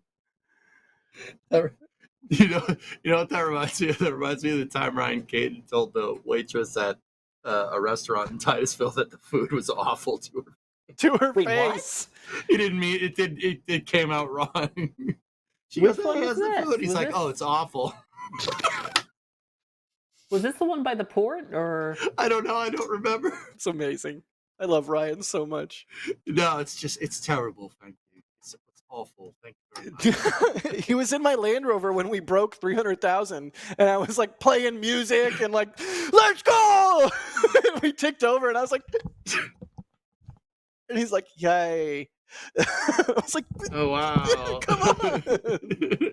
Yeah, I went out with him for Mexican with Dr. Holly, and he was kind of just like, "Oh, chips, okay." On the I think it table. was that time, dude. Like, I think that was it. I forget. No, I don't know if you were there for that one, but it was. I he wasn't didn't there end for up that one. I eating heard about anything, the story so- through osmosis. Yeah, he didn't end up eating anything at that one. Later, we all met up at. It was not Rusty's, which is where you should be going to at the port, but a different restaurant at the port. I think it was Fish Lips, and Fish Lips is a good time. that's where we were. I think that's when that was, and he had it was a burger or something. Yeah, it was that. It's awful, thanks.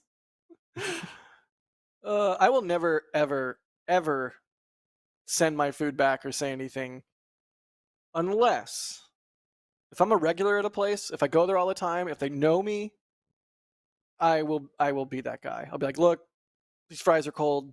Can I just get some fresh fries? I don't mean to be a jerk. I'm sorry. But it's very rare. There was one restaurant at the port, not Rusty's. Rusty's is good. Go visit Rusty's. Support them. But yeah, I ordered a steak and it came out blue. Ugh. So I'm like, hey, can you cook the steak a little more?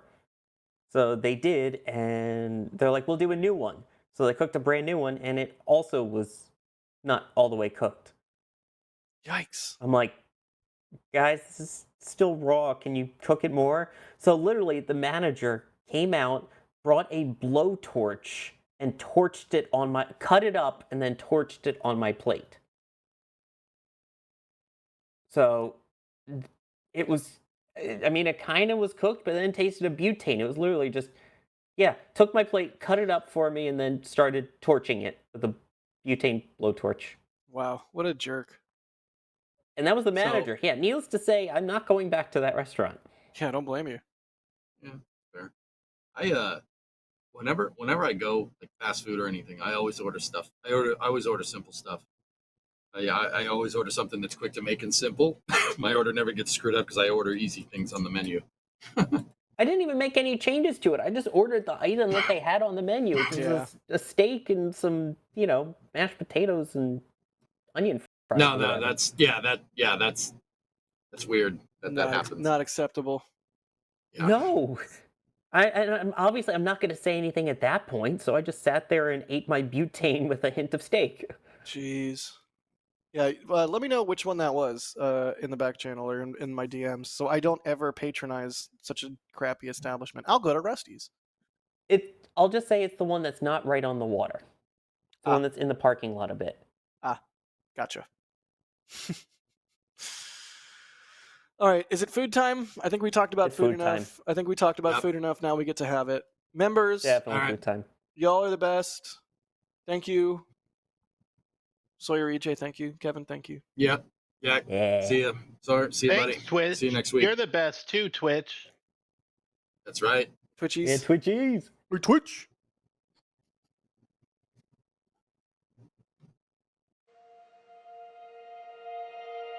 And here we go.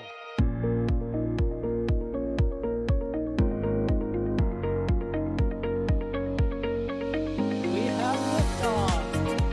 Propulsion continues to be nominal. R68 chamber pressure looks good. Doubling up. Roger, Atlantic. Water towers, fly! Yes! Tango down to nominal. Flighting downside, FTE off. Bring in, FTE off. It's orange! 45! Oh my god! Oh my god! Décollage. Look at this! Put that in the big bag, Jingle. 343 unfolds to go. Indeed. We rise together back to the moon and beyond. This methane will be igniting in the flare, correct? Yikes. You bet. We don't need any more of these.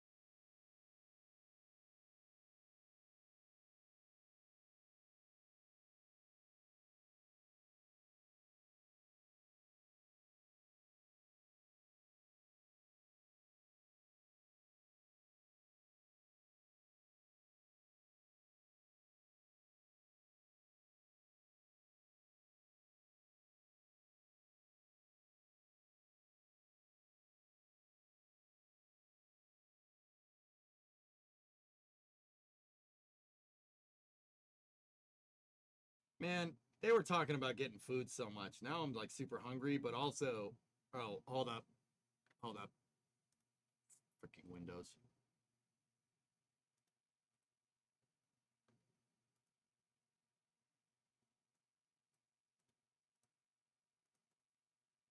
Why? Why is it so low? I hope our prices aren't too low. There we go. Anyway. We got to play some summer card. Did you shrink again? No. No. There we we go. All right, dudes. I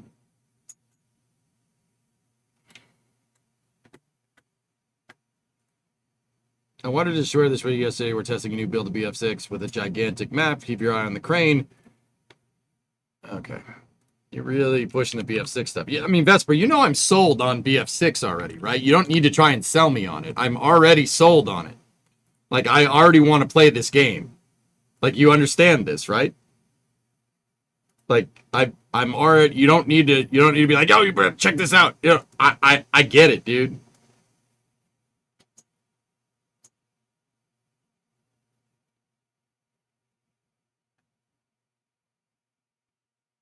Oh.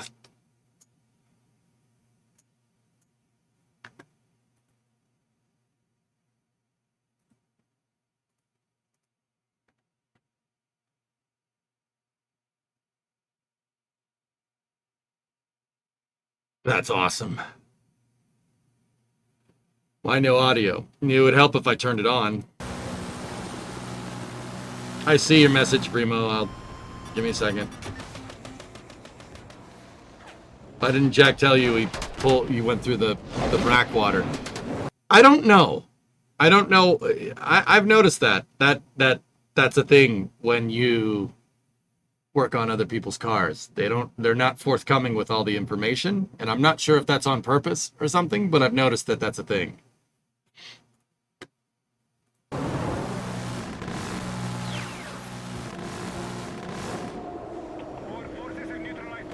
Oh, dude, look at the tower crane. Oh, that's so good. Open fire on the hill, Jeff.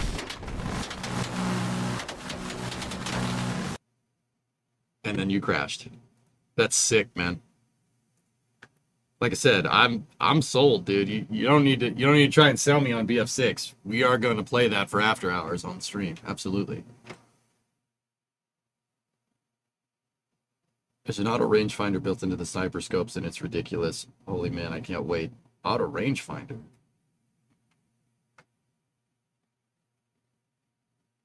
They know they did a bad and don't want to be judged. Yeah, maybe.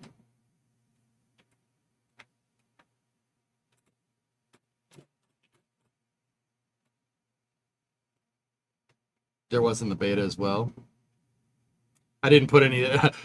Mutter, I took the sniper rifle. I took the scope off the sniper rifle.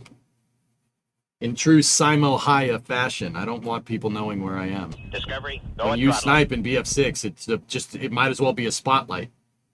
The glare off of the... This is the rangefinder. Also, second... My sniper to it is... Say. Mods, can you untime out Vesper?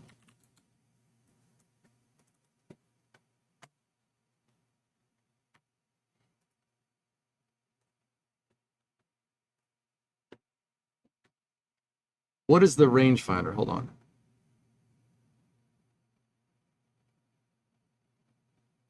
In Mirak Valley, some of the very first footage out there showing how they actually play. That's not... It is Drewski. Good call. Agreement. Firestorm brings us back to the iconic oil fields from Battlefield 3 and 4, now rebuilt for the next-gen engine with more dynamic destruction and longer-ranged engagements. Mirak Valley... Oh, I know this map. Oh, sick. On the mountains of Tajikistan, and is reportedly the largest launch map in the game. Now, we did play 3 maps during the beta, but 2 of them were the very close quarters meat grinder sort of maps, and even the third open outdoors map was filled with choke points and sniper-filled mountains, so a lot of Battlefield fans, including myself, have been holding our breath for these maps just to see how that BF6 gunplay works within those more open environments. And it's going to be especially interesting today, because we're also playing on what... Oh, this video is 44 minutes. Hold on. And then auto range my sniper to it as well. Wait, what? Hit once. And then auto range my sniper to it as well. Hit once. Oh, there he goes. He was trying to climb all the way up. Hold B. Oh! 0 in the bottom right. That is nasty! And then auto range my sniper to it as well. Right here?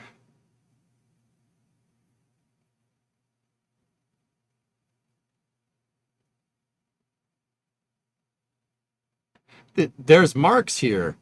The marks on the don't the marks on the scope. Do you note that? What the hell is this?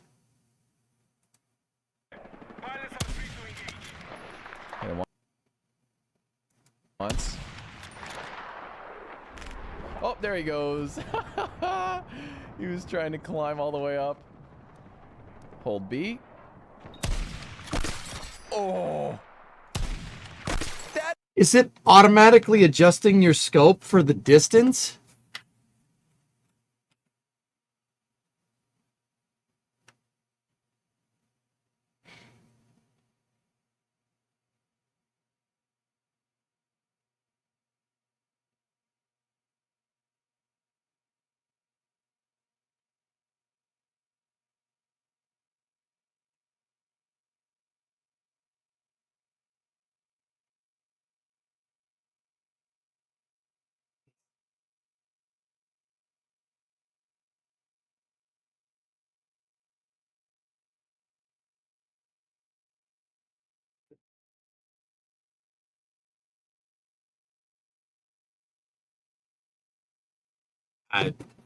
Um,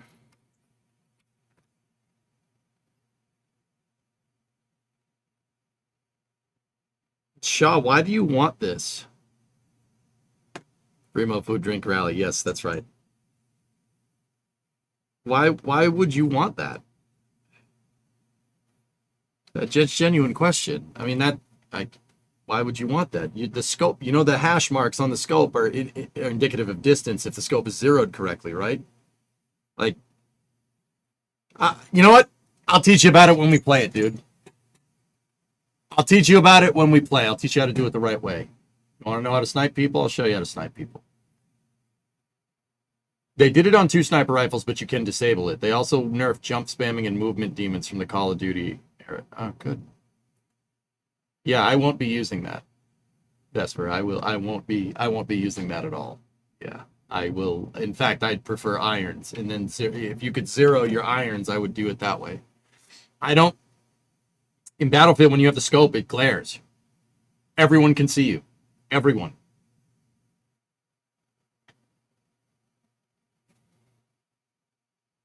What do you mean, Gaw?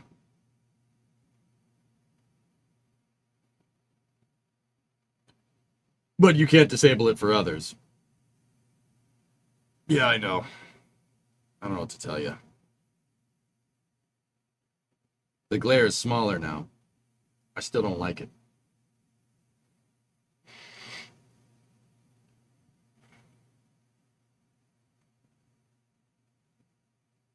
Oh, the reticles use mils or BDC. I don't care. I don't care. As long as you understand the system that you're using, it doesn't matter. Oh, yeah, that's right. Sorry, I blanked.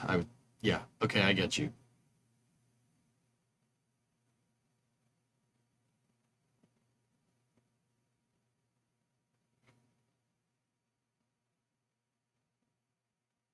Anyway, all right, guys. I'm going to take 5 real quick. I'll be back. And we'll go.